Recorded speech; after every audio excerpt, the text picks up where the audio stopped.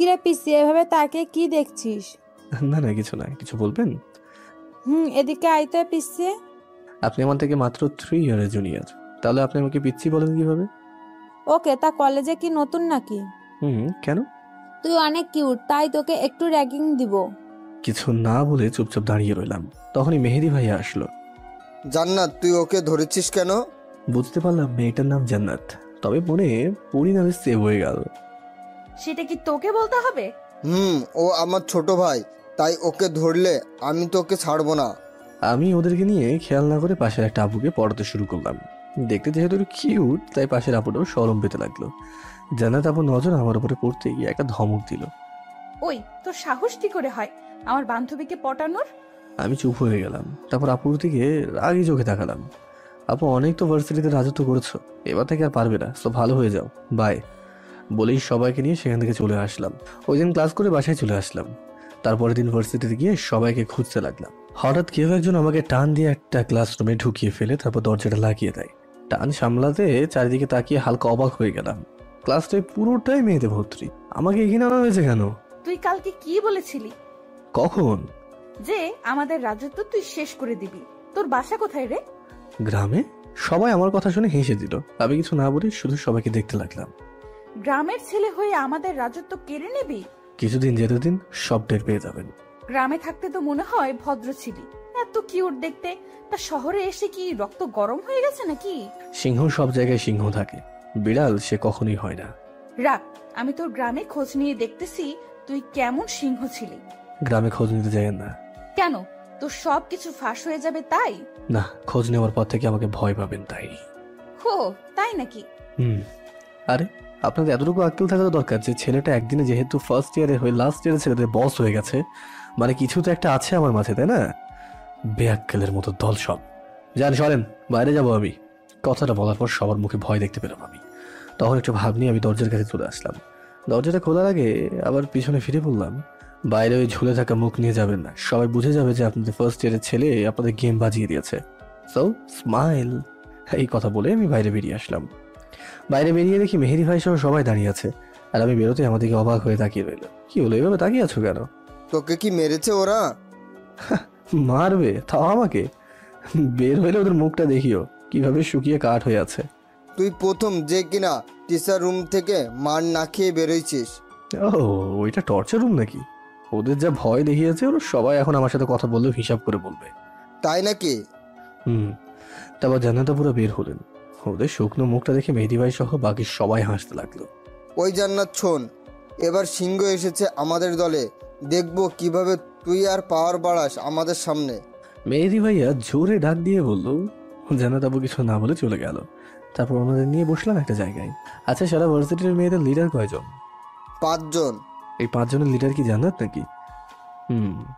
ওকে, প্রথমে এটা বলো, জান্নাতের কোনো ক্রাশ আছে ভার্সিটিতে, বা ভার্সিটিতে কাউকে ভালোবাসে? না, কেন? আর বাকি 4 জনের কোনো ক্রাশ বা ভালোবাসে মানুষ বা বয়ফ্রেন্ড আছে? আছে, কিন্তু কেন বলতো? শোনো, মেয়েরা পৃথিবীতে কারো কথা না শুনলেও তার ক্রাশের কথাই উদ্ভাস করে। কারণ মেয়েরা যাকে পছন্দ করে তাকে সবসময় মন থেকে পছন্দ করে, আর তাই তাদের সেই কমজোরি জায়গাটার ফায়দা তুলতে হবে। আমার কথা শুনে মেহেদি ভাই সবাই হাঁ করে তাকিয়ে আছে। আমি ওনাদের বললাম, কি হলো? তুই সত্যি হারামি। ধন্যবাদ। এখন ওদের ক্রাশগুলোকে আমাদের টিমের একটা ভালো পথ দিয়ে দাও, তাহলে দেখবে জান্নাত ছাড়া বাকি 4 জন আমাদের টিমের কথাই চলবে। ওকে। আর জান্নাতকে আমি দেখে নেব, কিন্তু তার আগে জান্নাতকে বা ওর সম্পর্কে কিছু জানতে হবে আমাকে। শোন তাহলে, জান্নাত হলো ওর বাবা মায়ের একমাত্র সন্তান। অনেক বড়লোক ওর বাবা, আর ভার্সিটির সভাপতি। ওর বাবা আর ওকে দেখতে যতটা সুন্দরী ততটাই অহংকারী, আর কোনো ছেলেকে সে ভাও দেয় না। ওকে, বাকিটা আমি দেখে নেব। এখন যা বললাম সেটা করো। ওকে, লাস্ট ইয়ারের নির্বাচন কিন্তু 12 দিন পরে, সো যা করার তা তাড়াতাড়ি কর। তুমি যাও তো, চিন্তা করো না। তারপর ক্লাস করে বাসায় চলে গেলাম। এসে ফ্রেশ হয়ে বসে পড়ছিলাম, তখনই কলেজে একটা মেয়ের কল আসলো। কিছু না ভেবে কলটা রিসিভ করলাম। কি রে সুমিত, তুই এখন কল দিয়েছিস? ভাই, আপনি যেই ভার্সিটিতে ভর্তি হয়েছেন সেখান থেকে জান্নাত নামের একটা মেয়ে কল দিয়ে প্রিন্সিপালের কাছে আপনার খোঁজ নিতে। তো স্যার কি বললো? কলেজে যা করেছেন তাই সব বলে দিয়েছে, আর বলে দিয়েছে আপনার সাথে যেন না লাগতে যায়। ওকে, ভালো থাকিস বলেই ফোনটা কেটে দিলাম। কি ম্যাডাম, আমার খোঁজ নেওয়া শেষ, কি বলবো প্রিন্সিপাল? তুই জানলি কিভাবে? আপু, আমি যেই কলেজে পড়ে এসেছি ওই কলেজে প্রিন্সিপালের রাজত্ব না চলতো, শুধু আমার রাজত্ব চলতো। সো আমার কলেজে আমার খোঁজ নেবেন আর আমি জানবো না, এটা কখনো হয়? তুই হয়তো জানিস না, এটা গ্রাম না শহর। আর এই ভার্সিটির সভাপতি আমার বাবা। ও তাই নাকি? আপনি কি ভয় দেখাচ্ছেন? না, সাবধান করে দিচ্ছি, বেশি লাফালাফি করলে ভার্সিটি থেকে বের করে দিব। জান্নাতের কথাটা শুনে আমি জোরে হাসি দিলাম। ওরা সবাই আমাদেরকে অবাক হয়ে তাকিয়ে রইল। কি হলো, হাসছিস কেন? আপু, আমাকে চাইলেই বের করে দিতে পারো, কিন্তু পরে ভার্সিটিতে মুখ দেখাবে কি করে? মানে? আমাকে বের করে দিলে সবাই বলবে একটা ফার্স্ট ইয়ারের ছেলের ভয়ে তোমাদের সবার অবস্থা খারাপ হয়ে গেছে, তাই ওকে বের করে দিয়েছো।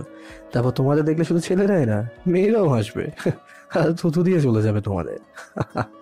ওই ওই ওই, তুমি রাখলে না, তোমাকে একদম পরীর মতো লাগে, তা কি তুমি জানো? এই বলেই পিছন ফিরে চলে আসলাম। তখন জান্নাত আপু পিছন থেকে ডাক দিয়ে বলল, তোকে ভার্সিটি থেকে বের করব না, তোকে ভার্সিটিতে রেখেই শায়েস্তা করব। ওকে। কিরে, এখন কি করব? এখন কাজ হলো ওরা কি প্ল্যান করছে তা আমাদের জানতে হবে। কিভাবে? ওদের টিমে ভেজাল মিশিয়ে দিতে হবে। কিভাবে? আমাদের দলে কয়েকটা মেয়েকে কায়দা করে ওদের টিমে ঢুকিয়ে দাও, ব্যাস তাহলেই হয়ে যাবে। তুই রাজনীতি করলে তো দেশটারে কাঁপিয়ে রেখে দিবি। এই জন্যই তো রাজনীতিতে যায় না। রাজনীতি করবি? ফাউল কথা বলো না তো। ওকে। তোমরা থাকো, আমি যাই বলেই বাসায় চলে আসলাম। এইভাবেই 4-5 দিন চলে গেল। জান্নাত আমার পিছনে লেগে আছে। স্টুডেন্ট লিডার নির্বাচনের আর মাত্র 4 দিন বাকি। এই নির্বাচনে ছেলেরা পাশ হবে, কারণ জান্নাতের টিম ছাড়া বাকি সবাই এখন আমাদের টিমে চলে এসেছে। তাই জান্নাত রেগে আগুন হয়ে আছে। আমি জানি জান্নাত আমার ক্ষতি করতে চাই, কিন্তু সেটা ওরা পারবে না, কারণ আমার কোনো কমজোরের জায়গা নেই। সকালে আমার একটা ফোন আসলো। ভার্সিটির একটা ছেলে ফোন দিয়েছে। এত সকালে ফোন দিয়েছে কেন, এটা জানার জন্য ফোনটা রিসিভ করলাম। কি রে, এখন ফোন দিয়েছিস কেন? ভাই, আমাদের একটা টিম মেম্বারকে জান্নাত মারতেছে, তুমি আসো তাড়াতাড়ি। টর্চার রুমে, তুমি তাড়াতাড়ি চলে আসো। ওকে, আমি এখনই আসছি বলেই ফোনটা কেটে দিলাম। ভাবতে লাগলাম সমস্যা হলো তো মেহেদি ভাই ফোন দেবে, এই ছেলেটা ফোন দিল কেন? তাই মেহেদি ভাইকে ফোন দিলাম। ভাই, ভার্সিটিতে কোনো সমস্যা হয়েছে নাকি? না, কেন? আরে একটা ছেলে। হুসাইন, এটা জান্নাতের চাল, তুই ভুলেও ওর কথা শুনবি না, তাহলে অনেক বড় সমস্যা হয়ে যাবে বলে দিলাম। ভার্সিটিতে তো যাবই, সেটা হাজারো সমস্যা হোক। এখন তুমি একটা কাজ করো। কি কাজ? এটা করতে পারবে? পারবো। তাহলে আমি ভার্সিটি যাওয়ার আগে এটা রেডি করে ফেলো, আমি ঢোকার আগে কল দেবো। ওকে, ভালো থেকো বলেই ফোনটা কেটে দিলাম। তারপর চলতে লাগলাম ভার্সিটিতে। ভেতরে যাওয়ার আগে মেহেদি ভাইকে কল দিয়ে সবকিছু জানতে পারলাম, সবকিছু ওকে। তাই কোনো কিছু চিন্তা না করেই ভিতরে গেলাম। গিয়ে দেখি ছেলেটা দাঁড়িয়ে আছে, তাই ওর কাছে গেলাম। ভাই, ওরা ভিতরে আছে, তুমি যাও। ওকে বলে ভিতরে ঢুকে গেলাম। ভিতরে গিয়ে আমি হালকা চমকে উঠলাম, কারণ ভিতরে জান্নাত ছাড়া আর কেউই নেই। বুঝলাম পরিবেশ গরম হবে, তাই রুমের উপরের এক কোণে থাকা ছোট্ট জানলায় তাকিয়ে দেখে নিলাম যে মেহেদি ভাই ক্যামেরাটা নিয়ে পৌঁছেছে কিনা। মেহেদি ভাইয়া ক্যামেরা নিয়ে বসে আছে চুপ করে, তাই চিন্তা ছাড়া বুকটা টান দিয়ে দাঁড়ালাম। কি হলো, এখানে ডাকলেন কেন? তোকে আজকে সবাই মেরে ভার্সিটি থেকে বের করবে। কেন, আমি কি করেছি? তুই কিছুই করিসনি, করব আমি, আর দোষ দিব তোর। তারপর বাকিটা স্টুডেন্টরা দেখে নেবে। শোনেন, আমার গর্তে ফেললে গিয়ে আবার নিজে গর্তে পড়ে যায় না আবার। ওকে, তুই দেখ কে পড়ে গর্তে। তারপর জান্নাত আপু নিজের জামার কিছু অংশ ছিঁড়ে ফেললো। তারপর নিজ থেকে চিৎকার করে কাঁদতে লাগলো। কিছুক্ষণ পর কাদো কাদো চেহারা নিয়ে দরজা খুলে বাইরে এসে পড়লো। আমি এই চান্সে মেহেদি ভাইয়ের কাছ থেকে ভিডিও করা মোবাইলটা নিয়ে নিলাম। তারপর বাইরে এসে দেখি হাজারো ছাত্রছাত্রী আমাদেরকে রাগী দৃষ্টি নিয়ে তাকিয়ে আছে। তাই চুপচাপ কিছু না বলেই প্রিন্সিপালের রুমের দিকে চলে গেলাম। বুঝতে পেরেছি মেহেদি বাইরে এসে বলেছে যে আমি তাকে ধর্ষণ করার চেষ্টা করেছি বা নানান কিছু। 1 ঘন্টার মধ্যে সভাপতি সহ সব স্যারেরা এসে গেল। সভাপতি সাহেব আমাদেরকে অগ্নি চোখে তাকিয়ে আছে। প্রিন্সিপালের রুমের বাইরে কিছু ছেলে মেয়ে মিলে আমার শাস্তির দাবিতে মিছিল করছে। ভেতরে আমি আর মেহেদি ভাই দাঁড়িয়ে সেগুলো শুনছিলাম। তখনই প্রিন্সিপাল স্যার বলে উঠল, তুমি কি সেই হুসাইন যে কিনা ফার্স্ট ইয়ারে হয়ে লাস্ট ইয়ারের ছেলেদের সাথে ঘোরাফেরা করো? জি স্যার। তা তুমি তো খুব ভালো বলে জানতাম। 20 দিনে ভার্সিটির সবার কাছে ফেভারিট একজন নেতা হয়ে উঠেছো, তা হঠাৎ করে এমন কাজ করতে গেলে কেন, তাও আবার আমাদের সভাপতির মেয়ের সাথে? স্যার, মিটিং কি আরো করবে নাকি এটা এখানে শেষ করে দেবো? মানে এটা বলছি স্যার, আপনার রুমের প্রজেক্টরটা একটু চালু করতে পারি? কেন? আমি কিছু সবাইকে দেখাতে চাই। স্যার সবার দিকে তাকিয়ে হ্যাঁ বলল। তারপর মেহেদি ভাই সব রেডি হলো। তারপর আমি গিয়ে ভিডিওটা প্লে করে দিলাম। সবাই হাঁ করে দেখতে লাগলো। জান্নাত ভিডিওটা দেখে চোখ কপালে উঠে গেছে। একবার ভিডিওটা দিকে তাকাচ্ছে আর একবার আমার দিকে তাকাচ্ছে। ভিডিওটা শেষ হওয়ার পর আমি মোবাইলটা নিয়ে নিলাম। স্যার, আমি জানি না জান্নাত আবার কি বিচার হবে, তবে এরকম অপবাদ যেন অন্য কাউকে না দেয় সেদিকে নজর রাখবেন, ভালো থাকবেন বলে মেহেদি ভাই সহ আমি বেরিয়ে আসলাম। বাইরের সবাই আমাদেরকে হাঁ করে তাকিয়ে আছে। সবাইকে ইউনিভার্সিটির সকল স্টুডেন্টদের একটা গ্রুপ আছে, সেটাতে ভিডিওটা শেয়ার করে দিয়ে সবাইকে চেক করতে বললাম। কিছুক্ষণের মাঝেই সবাই চুপ হয়ে গেল। খারাপ আমাদের টিম না, খারাপ হলো জান্নাতের টিম। তো ভালো কিছু করতে চাইলে আমাদের টিমে চলে আসেন, ভালো থাকবেন সবাই বলে ক্যান্টিনে চলে আসলাম। ওই দিন আর ক্লাস করা হয়নি, তাই দুপুরে বাসায় খাওয়া দাওয়া করে দিলাম এক ঘুম। বিকেলে মোবাইলে চিল্লানিতে ঘুমটা ভাঙলো। তাকে দেখি মেহেদি ভাইয়ার ফোন, তাই উঠে রিসিভ করলাম। ভাই বলো। একটা গুড নিউজ আছে। কি গুড নিউজ? আরে ভার্সিটির সব ছেলে মেয়ে আমাদের টিমে জয়েন করতে চাইছে, সকলকে দলে নিয়ে নিব। দল তোমাদের? তোমরা ভালো জানো। তুই এটা কি বললি হোসাইন? আচ্ছা ঠিক আছে, সবাইকে নিয়ে নাও। আর জান্নাতের কি খবর? ওর বাবা ওকে বাসায় নিয়ে যেতে দেখলাম, মনে হয় তোর উপর প্রতিশোধ নিবে। কিভাবে বুঝলে? ওর চোখ দিয়ে মনে হচ্ছিল আগুন ঝরছে। তুই একটু সাবধানে থাকিস। ওকে, তুমি চিন্তা করো না, ভালো থেকো, আমি এখন ঘুমাবো। ওকে ভাই। বলেই ফোনে রেখে দিলাম। পরের দিন কলেজে গিয়ে দেখি জান্নাত আর ওর দুইটা বান্ধবী বসে আছে, তাই ওদের কাছে গেলাম। আপু মন খারাপ? তোকে বলতে হবে আমার মন খারাপ নাকি? না, এইভাবে বসে আছে তো তাই জিজ্ঞাসা করলাম। অনেক মজা নিচ্ছিস তাই না? আমিও তোকে দেখে নিব। আরে আপু, একবার বেইজ্জতি হয়ে আক্কেল ঠিকানায় আসেনি নাকি, আবার বেইজ্জত হতে চাও? তুই দেখ আমি তোর কি অবস্থা করি। আমার সাথে লাগতে এসো না, তাহলে নিজের পায়ে কুড়াল মারবে, বলে দিলাম কিন্তু। সেটা সময়ই বলে দিবে। ওকে, তা ক্ষমতা তো ছেলেদের হাতে চলে আসছে, কিছু করবে না? আমি দেখবো তোরা কিভাবে ক্ষমতা ছিনিয়ে নিস। তুমি দেখতে থাকো আর আমি খেলতে থাকি, ভালো থেকো, বাই বলেই চলে আসলাম। আপুর হয়তো রাগে চুল ছিঁড়তে মন চাইছে, আর আমার মন যাচ্ছে হাসতে। নির্বাচনের আগের দিন সবাইকে নিয়ে মিটিং শেষ করে বাসায় চলে গেলাম। নির্বাচনের দিনে সবকিছু ঠিকঠাকভাবেই হলো, কিন্তু ভোটের রেজাল্ট শুনে মাথা উল্টে চক্কর খেয়ে গেল। নির্বাচনে নাকি জান্নাত পাশ করেছে, কিন্তু এটা কিভাবে হয়? না না, এটা তো মানা যায় না। তাই সবাই মিলে আন্দোলন ডাকলাম। প্রিন্সিপাল স্যারের সবাইকে বোঝা যায় লজিটার সভাপতির ডিসিশন, তাই জান্নাত নির্বাচনে পাশ করানো হয়েছে। আমি মেহেদি ভাইয়াকে হালকা একটু উস্কে দিলাম। উনি তো রেগে ফায়ার হয়ে বললেন, স্যার কথা একটাই যে যতদিন পর্যন্ত নির্বাচন আসল রেজাল্ট না দেওয়া হবে ততদিন ভার্সিটি বন্ধ, সবাই যার যার বাসায় যাও। সবাই চলে যাওয়ার পর স্যার আমাদেরকে ওনার রুমে ডাকেন। ওখানে গিয়ে দেখি জান্নাত সহ আরো কিছু মেয়ে বসে আছে। ওদের দেখি সারা শরীর জ্বলে উঠলো। আমার মনে হচ্ছিল ওদের মেরে নাক মুখ ফাটিয়ে দিই, কিন্তু মেয়ে তো তাই মারা যাবে না। দেখো, এবারের মতো ব্যাপারটা এখানে থামিয়ে দাও, পরের বার থেকে সুষ্ঠু নির্বাচন হবে। স্যার আমাদের হাজার বললেও লাভ হবে না, বাইরে যেটা বলে এসেছি ভিতরেও এটা থাকবে। সভাপতির সাথে কথা বলেন আপনি, আর রেজাল্টের আগে ভার্সিটি খুলবে না। দেখো, তোমরা বোঝার চেষ্টা করো। যা বলে গেলাম তাই করেন। আর স্যার, এছাড়া যদি অন্য কোনো চাল চালতে যান তাহলে পরিণাম কিন্তু ভয়াবহ হবে, বলে দিয়ে গেলাম। বলে আমি আর মেহেদি ভাই চলে আসলাম। 3-4 দিন পর পরিবেশটা বদলালো। ক্ষমতা আমাদের হাতে দিয়ে দেওয়ার সিদ্ধান্তে পৌঁছেছে। সবাই খুশিতে নাচছে। আর জান্নাতের দিকে তাকিয়ে দেখি রাগের লজ্জায় পুরোই লাল হয়ে আছে। আমাকে হাতের কাছে পেলেই হয়তো চিবিয়ে খাবে। ভাবলাম একটু মজা নেওয়া যাক, তাই জান্নাতের কাছে গেলাম। বাবাকে বলে ক্ষমতা হাতে নিয়ে নেওয়াটাকে জিত বলে না, জিত বলে ক্ষমতা ছিনিয়ে নেওয়াটাকে।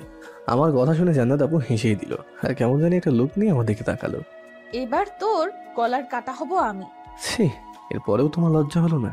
তুই আমার মান সম্মান সব শেষ করে দিয়েছিস, যেটা এই 4 বছরে কেউ আমাকে করতে পারেনি। তুই আমাকে হারিয়ে দিয়েছিস। শার্টের কলারটাকে একটু উঁচু করে ভাব নিলাম। তবে চিন্তা করিস না, এবার তোর নরম জায়গায় মারবো। আমি প্রয়োজনে তোর গলার কাটা হব, তারপরও গলার কাটা হব আমি। না পারবি ফেলতে, না পারবি খেতে, মনে রাখিস। বলেই জান্নাত জ্বলতে জ্বলতে চলে গেল। আমি কথাটা মজা ভেবে উড়িয়ে দিয়ে চলে গেলাম। তারপর ক্ষমতা পাওয়ার আনন্দে হালাক নাচতে করে তারপর সন্ধ্যায় বাসায় আসলাম। হাত মুখ ধুয়ে বইটা নিয়ে বসেছিলাম, তখনই বাড়ি থেকে ফোন আসলো, তাই রিসিভ করলাম। আম্মু বলো। একটা খুশির সংবাদ আছে। কালকে কি ঈদ নাকি? চুপ, তোর ভাইয়ের বিয়ে ঠিক হয়েছে। তাই নাকি? মেয়েটাকে? কে আর, তোর ভাই যাকে পছন্দ করতো তাকেই বউ বানিয়ে আনবো। ওকে, তুমি ফোন রাখো, আমি কালকে বাসায় আসবো। ওকে বলে আম্মু ফোনটা রেখে দিল। সকালে কলেজে ছুটির দরখাস্ত জমা দিয়ে বিকেলের বাসে মেহেরপুর ফিরে আসলাম। 10 দিন বাসায় কাটিয়ে গেলাম, ভাইয়ের বিয়ের সব ঝামেলা শেষ করে ফেললাম। তারপর আবারও গেলাম ভার্সিটিতে। আমাকে দেখে মেহেদি ভাই সহ সবাই খুশি হয়েছে, কিন্তু এই 10 দিন জান্নাত আপুকে সব থেকে বেশি মিস করেছি। ক্র্যাশ বলে কথা। অনেকবার ঝগড়া করার পরও নক দিয়েছি, কিন্তু আপু রিপ্লাই দেয়নি। ভার্সিটিতে সবার সাথে দেখা করে গেলাম জান্নাত আপুর কাছে। দূর থেকে দেখলাম হাসছে। আমাকে দেখার পরেই সব হাসি উঠাও। তারপর আপুর কাছে গেলাম। কিরে শয়তান, এতদিন কোথায় ছিলি? বাড়িতে গিয়েছিলাম। কেন? বড় ভাইয়ের বিয়ে করছে তো তাই। ও, তা তোরা কয় ভাই বোন? মাত্র 2 ভাই। ও, তা বাসায় আর কে কে থাকে? আম্মু, ভাবি, ভাইয়া। আর আগে আমি থাকতাম, এখন ঢাকায় চলে এসেছি। তার মানে তোর আব্বু নেই, তাই তো? হুম। তোদের গ্রামের নামটা কি জানো? মেহেরপুর জেলা আর এই গ্রাম।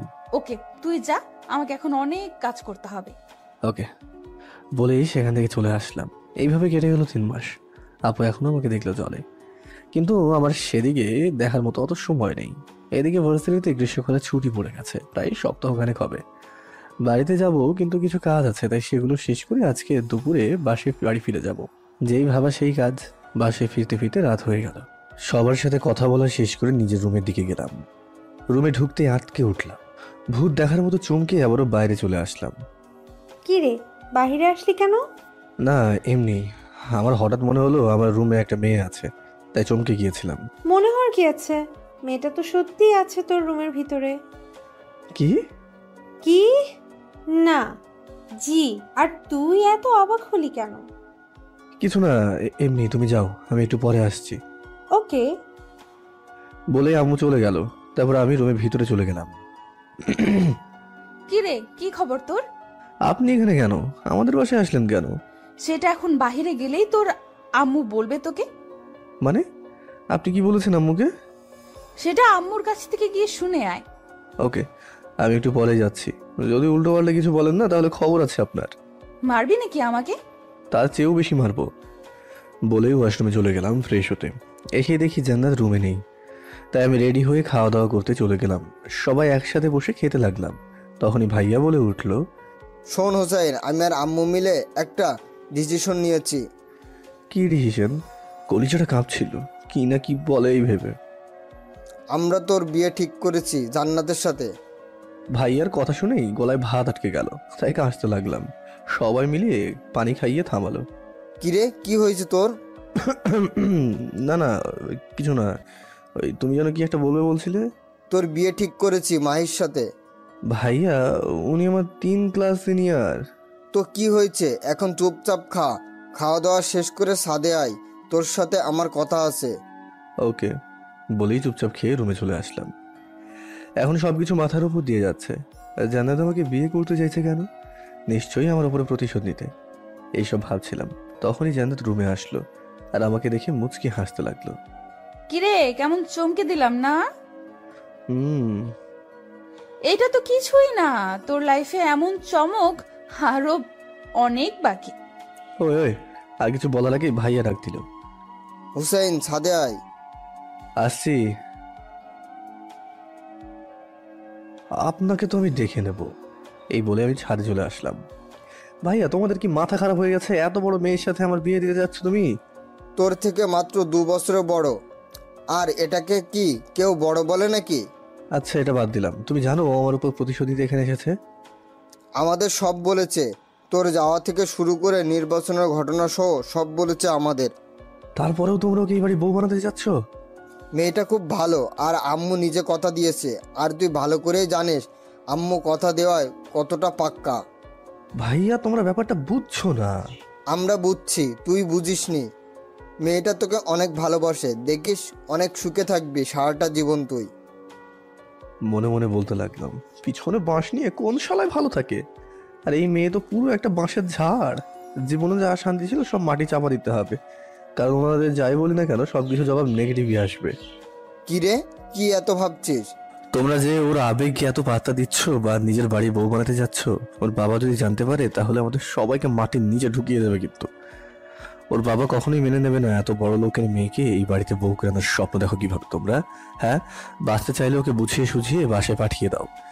ভাইয়া মোবাইলে কি যেন খুঁজে বের করে আমার সামনে ধরলো। এটা জান্নাতের বাবা না? হ্যাঁ। তাহলে এটা দেখ, জান্নাতের বাবা নিজে ওনার মেয়েকে আম্মুর হাতে তুলে দিয়ে গেছে। কপালে হাত দিয়ে ছাদে বসে গেলাম। শেষ আশাটাও ভেঙে গেল আমার। আমার আমার লাইফটাই শেষ। জান্নাত এমন প্ল্যান করেছে আর এমন জায়গায় জাল বিছিয়েছে বলার মতো না। তা বিয়ে কবে? 25 তারিখ। তারপরেও ভাইয়া আম্মুকে একটু বোঝানোর চেষ্টা করো না প্লিজ। আসলে মেয়েটা একটা গুন্ডি। জান্নাত ঠিক বলেছিল। কেন? জান্নাত আবার কি বলেছিল? জান্নাত বলেছিল তুই বিয়েটা ভাঙার হাজারো চেষ্টা করবি। তুই এমন কেন রে হোসাইন? কি বলবো কিছুই ভেবে পাচ্ছি না, তাই মনে মনে বললাম, ভাইয়া আমার জায়গায় তুমি থাকলে বুঝতে কেন বিয়েটা ভাঙতে যাচ্ছি। তোমরা দেখছো ওর ওপরটা, আর আমি দেখেছি ওর আসল চেহারাটা। শোন, মেয়েটা ভালো আর তোকে অনেক ভালোবাসে, তাই ওকে কখনো কষ্ট দিস না। আচ্ছা, ও এসেছে কবে? আর কি কি একটু বলেছে, একটু শর্ট করে বলো তো। তোর ভার্সিটি যেদিন বন্ধ দেয় ওই দিন বিকেলে জান্নাত আমাদের বাসায় আসে। তারপর আমাদের সব কিছু আম্মুর কাছে খুলে বলেই প্রচুর কান্না করে। ও নাকি তোকে ভালোবেসে ফেলেছে আর তুই নাকি ওকে দেখতেই পারিস না, তাই ও বাধ্য হয়ে বাসায় এসেছে। তারপরও আম্মুকে বলে ও তোকে বিয়ে করতে চায়। তারপর আম্মু জান্নাতকে বলে যে বিয়ের কথা বলতে হলে গুরুজন লাগে। তারপর জান্নাত ওর বাবা মাকে ফোন দিয়ে আসতে বলে। ওর বাবা পরের দিন এসে বিয়ের কথা বলে। জান্নাত নাকি ওদের বাসায় প্রচুর কান্না করেছে তোর জন্য, না খেয়ে থেকেছে কয়েকদিন। তারপর নাকি ওর বাবা না পেরে রাজি হয়ে যায়।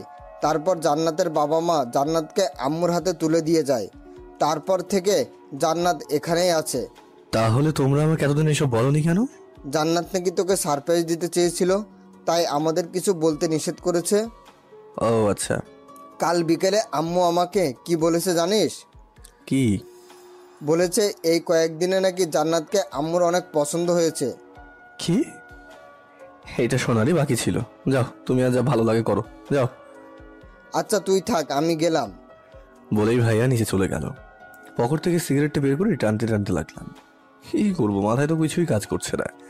আম্মুর সাথে কথা বলতে হবে, দেখি কি করা যায়। তারপর নিচে গেলাম, আম্মুর কাছে দরজায় নক করলাম। আম্মু আসবো? আসো। আম্মু কিছু কথা বলার ছিল। গোড়পেস না করে সোজা বলে ফেলো। আম্মু, আমি চাইছিলাম বিয়েটা 2 বছর পরে করতে। জান্নাতকে বিয়ে করবো, কিন্তু 2 বছর পরে। এখন তো পড়ালেখা করতে হবে। পড়ালেখা করতে না করেছে কে? বিয়ের পর বৌমাকে নিয়ে তুই ঢাকায় থাকবি, ওইখানে তুই আর বৌমা দুজনে পড়ালেখা করবি। আচ্ছা বলে রুম থেকে বেরিয়ে আসলাম। আম্মু বিয়ের আগেই বৌমা বলেছে, মানে মেয়ে আম্মুর খুব পছন্দ হয়েছে। তার কোনো পথ খোলা নেই বিয়ে করা ছাড়া। না, কিছু আর ভাবতে পারছি না, মাথাটাও ব্যথা ব্যথা করছে। এখন এইসব নিয়ে ভাবা যাবে না, তাই ভাবিকে ডাক দিলাম। ভাবি একটু শোনো। বলো, কিছু লাগবে? ভাবি একটা কফি বানিয়ে দাও না। তুমি রুমে যাও, আমি বানিয়ে দিচ্ছি। ওকে বলেই রুমে চলে আসলাম। রুমে এসে মেডিসিন খেয়ে শুয়ে রইলাম। কতক্ষণ পর হঠাৎ জান্নাত রুমে আসলো কফি নিয়ে। এই নে তোর কফি। আপনাকে কফি কিনতে বলেছে? ভাবি বলল আমার ভালোবাসার মানুষটার নাকি কফি খাবে বলেছে, তাই বানিয়ে আমাকে দিয়ে পাঠিয়ে দিয়েছে। প্লিজ এসব নাটকটা বন্ধ করুন, আমার কফি লাগবে না, যান আপনি। ওকে, তাহলে আমি পান করি। কিছু না বলে মুখ ফিরিয়ে শুয়ে গেলাম। কিছুক্ষণ পরেই ঘুমিয়ে গেলাম, কিন্তু ঘুমটা বেশিক্ষণের জন্য হয়নি। হঠাৎ ঘুমের মধ্যে কেউ আমার পায়ের উপরে পা রাখলো, তাই ঘুমটা ভেঙে গেল। তাকে দেখি জান্নাত বই পড়ছে আমার পাশে বসে, তাই তাড়াতাড়ি করে ঘুম থেকে লাফিয়ে উঠলাম। ওই, আপনি আমার বিছানায় উঠছেন কেন? এটা তোর বিছানা কে বলেছে? মানে এটা আমার রুম, আর বিছানাটাও আমার। আম্মু আমাকে এটাতে থাকতে বলেছে, তাই এখন থেকে এটা আমার রুম। আইসে এটা নিজের রুম বানাতে। যা বলার খাট থেকে নেমে কথা বলুন। মন চাইলে তুই যা, আমি যাওয়ার মেয়ে না। সোফায় ঘুমা, না হলে অন্য রুমে গিয়ে ঘুমা। আমি এই রুমে আর এই খাটেই ঘুমাবো। ওকে, আপনি থাকেন, আমি গেলাম। বলেই রুম থেকে পাশের রুমে চলে আসলাম। মাথা ব্যথাটা এখনো শেষ হয়নি, তাই আবার শুয়ে গেলাম। কিছুক্ষণের মাঝেই ঘুমিয়ে গেলাম। সকালে হাতের আঙ্গুলে গরম কিছু লাগায় লাফিয়ে উঠলাম। তাকিয়ে দেখি জান্নাত কফির মগ নিয়ে দাঁড়িয়ে আছে। আঙ্গুলে তাকিয়ে দেখি কফি লাগানো। বুঝলাম আঙ্গুলটাকে কফিতে গোসল গড়িয়েছে। ওই শেষ নবাব, যা গিয়ে ফ্রেশ হয়ে নিচে আয়, সবাই তোর জন্য বসে আছে। ভালোভাবে ডাকলে তো উঠে যেতাম, এইভাবে কফিতে আঙ্গুল ঢুকিয়ে দেওয়ার মানে কি? হ্যাঁ, তোকে মানে বোঝাতে পারবো না। আর তোকে এর আগেও একবার ডেকে গেছি, কিন্তু তুই উঠিসনি, তাই এটা করতে হয়েছে। তাড়াতাড়ি রেডি হয়ে নে, আমাকে নিতে যেতে হবে। তো জান না, আপনাকে আটকিয়ে রেখেছে কে? তোকে নিয়ে যেতে বলেছে আম্মু। তাড়াতাড়ি কর, আমার প্রচুর খিদে পেয়েছে। শালার হাসবো না কাঁদবো এটা নিয়ে ভাবতে লাগলাম। সবার অভিশাপ হয়তো আজকে এসে আমাকে পেয়েছে। এসব ভাবতে ভাবতে গিয়ে ফ্রেশ হয়ে আসলাম। এসে দেখি বিছানায় বসে বসে আমার মোবাইল টিপছে। মোবাইলটা নিতে চাইলে সেটা সরিয়ে ফেলে। হয়, আপনি আবার ফোনে নিয়েছেন কেন? চেক করছি কি চেক করেন আপনি? কোনো মেয়ের সাথে রিলেশন আছে কিনা। থাকলে আম্মুর কাছ থেকে তো তোকে কতগুলো বকা শোনানো যাবে। কপালে হাত দিয়ে ফ্লোরে বসে গেলাম। প্যারার আগে শরীরটা ছিঁড়ে যাচ্ছে। বাসায় বলে চুপচাপ হজম করে নিচ্ছি। কিরে, তুই এখনো রেডি হচ্ছিস না কেন? হচ্ছি, বলেই রেডি হতে লাগলাম। রেডি হয়ে নিচে গেলাম আর দুজন গিয়ে দেখি সবাই বসে আছে। কিরে, তোর আসতে এত দেরি হলো কেন? আসলে ওনার কাপড় বের করতে গিয়ে আমি একটু দেরি করে ফেলেছি, তাই রেডি হতে দেরি হয়ে গেছে ওনার। জান্নাতের কথা শুনে আকাশ থেকে পড়লাম। যাক, দোষটা নিজের ওপর নেওয়াই ভালোই হয়েছে। জান্নাত, আমি জানি ওর উঠতে নিশ্চয়ই দেরি হয়েছে, তাই তুমি ওর দোষ নিজের কাঁধে নেওয়ার কোনো দরকার নেই। তুমি খেতে বসো। ভাইয়ের কথা শুনে আরো বেশি অবাক হলাম। তার মানে জান্নাত বাঁশ দিয়ে নিজেকে উপরে উঠিয়েছে আর এই জন্যই দোষটা নিজের কাঁধে নিয়েছিল। এইসব ভাবতে ভাবতে নাস্তা শেষ করে রুমে চলে আসলাম। রুমে বসে বসে মোবাইল টিপছিলাম আর হঠাৎই জান্নাত এসে হাজির হলো রুমে। বাঁশ কি আরো আছে? থাকলে দিয়ে যান। আরে এই তো মাত্র শুরু, তোর জন্য তো বাঁশের জঙ্গল লাগিয়ে রেখেছি আমি। একটা রিকোয়েস্ট আছে, রাখবেন প্লিজ? আগে বল, পরে ভেবে দেখবো। বিয়ের তো আরো 5 দিন, সেই কয়েকটা দিন আমাকে জ্বালায়েন না প্লিজ। কারণ বিয়ের পর তো লাইফে তেজপাতা করবেন, সেটা আমার জানা হয়ে গেছে। তো এই কয়েকটা দিন প্লিজ জ্বালিয়েন না। ওকে, কিন্তু আমারও একটা শর্ত আছে। কি শর্ত বলেন? আমি যেভাবে বলবো সেভাবে বিয়ের আগ পর্যন্ত চলতে হবে। ওকে, বিয়ের পরে যে যার মতো চলবো, তাই তো? জান্নাত কিছু না বলে হালকা হেসে চলে গেল। মানে এটা বোঝার বাকি রইল না। যাক, তারপর আবার একটু ঘুমিয়ে নিলাম। দুপুরে আম্মু এসে ডাক দিল। উঠে ফ্রেশ হয়ে গিয়ে খাওয়া দাওয়া করে নিলাম। তারপর রুমে এসে মোবাইল টিপতে লাগলাম। বিকেলে সব বন্ধুদের সাথে দেখা করবো বলে রেডি হচ্ছিলাম, তখনই জান্নাত রুমে আসলো। কিরে, কোথাও যাবি নাকি? পরে যাস, আপাতত আমাকে তোদের গ্রামটা ঘুরিয়ে দেখা। অন্য কাউকে নিয়ে যান। আম্মুকে বলতে হবে নাকি ভালোই ভালোই রাজি হয়ে যাবি? আচ্ছা চলেন। এই তো, গুড বয়। তারপর জান্নাতকে নিয়ে গ্রাম ঘুরতে বের হয়েছি। জান্নাত ঘুরে ঘুরে দেখতে লাগলো আর আমি শুধু রাস্তা চিনিয়ে দিচ্ছি আর পাহারা দিচ্ছি। জান্নাত গিয়ে একটা নদীর পাড়ে বসে পড়লো, তাই আমিও কিছুক্ষণ বসে রইলাম। হঠাৎ পিছন থেকে কেউ আমার নামে ডাক দিল। তাকিয়ে দেখি তৌফিক। তৌফিক হচ্ছে আমার গ্রামের বেস্ট ফ্রেন্ড। সে ডাক দিয়েছে, তারপর আমার কাছে আসলো। কি রে, কি অবস্থা? এই তো ভালো, তা তোর কি খবর? এই তো চলছে। শোন, তোকে যেটা বলতে এসেছি, মারিয়া তোকে যেতে বলেছে, তুই নাকি ওর নম্বর ব্লক করে দিয়েছিস, তাই তোকে নিয়ে যাওয়ার জন্য আমাকে পাঠিয়েছে। তৌফিকের কথাটা শুনেই জান্নাত আমাদেরকে রাগি চোখে তাকালো। কোন মারিয়া? না না না না, আমি কোনো মারিয়া রাজিয়াকে চিনি না। শোন, ও বলেছে তোকে কোনো কিছুর জন্য প্রেশার দিবে না, যা একবার দেখা করে আয়। আর উনি কে? আমি কিছু বলার আগেই জান্নাত বলে উঠলো, আমি হুসাইনের খালাতো বোন। আমি হা করে ওনার দিকে ফিরে তাকালাম। উনি কি বললেন? ও আচ্ছা হুসাইন, আমি যাই, তুই গিয়ে এখনই দেখা করে আয়, না হলে পরে সময় করে দেখা করে নিস। ওকে। তৌফিক উঠে চলে গেল। আমি জান্নাতের দিকে তাকাতে দেখি রাগে আগুন হয়ে আছে।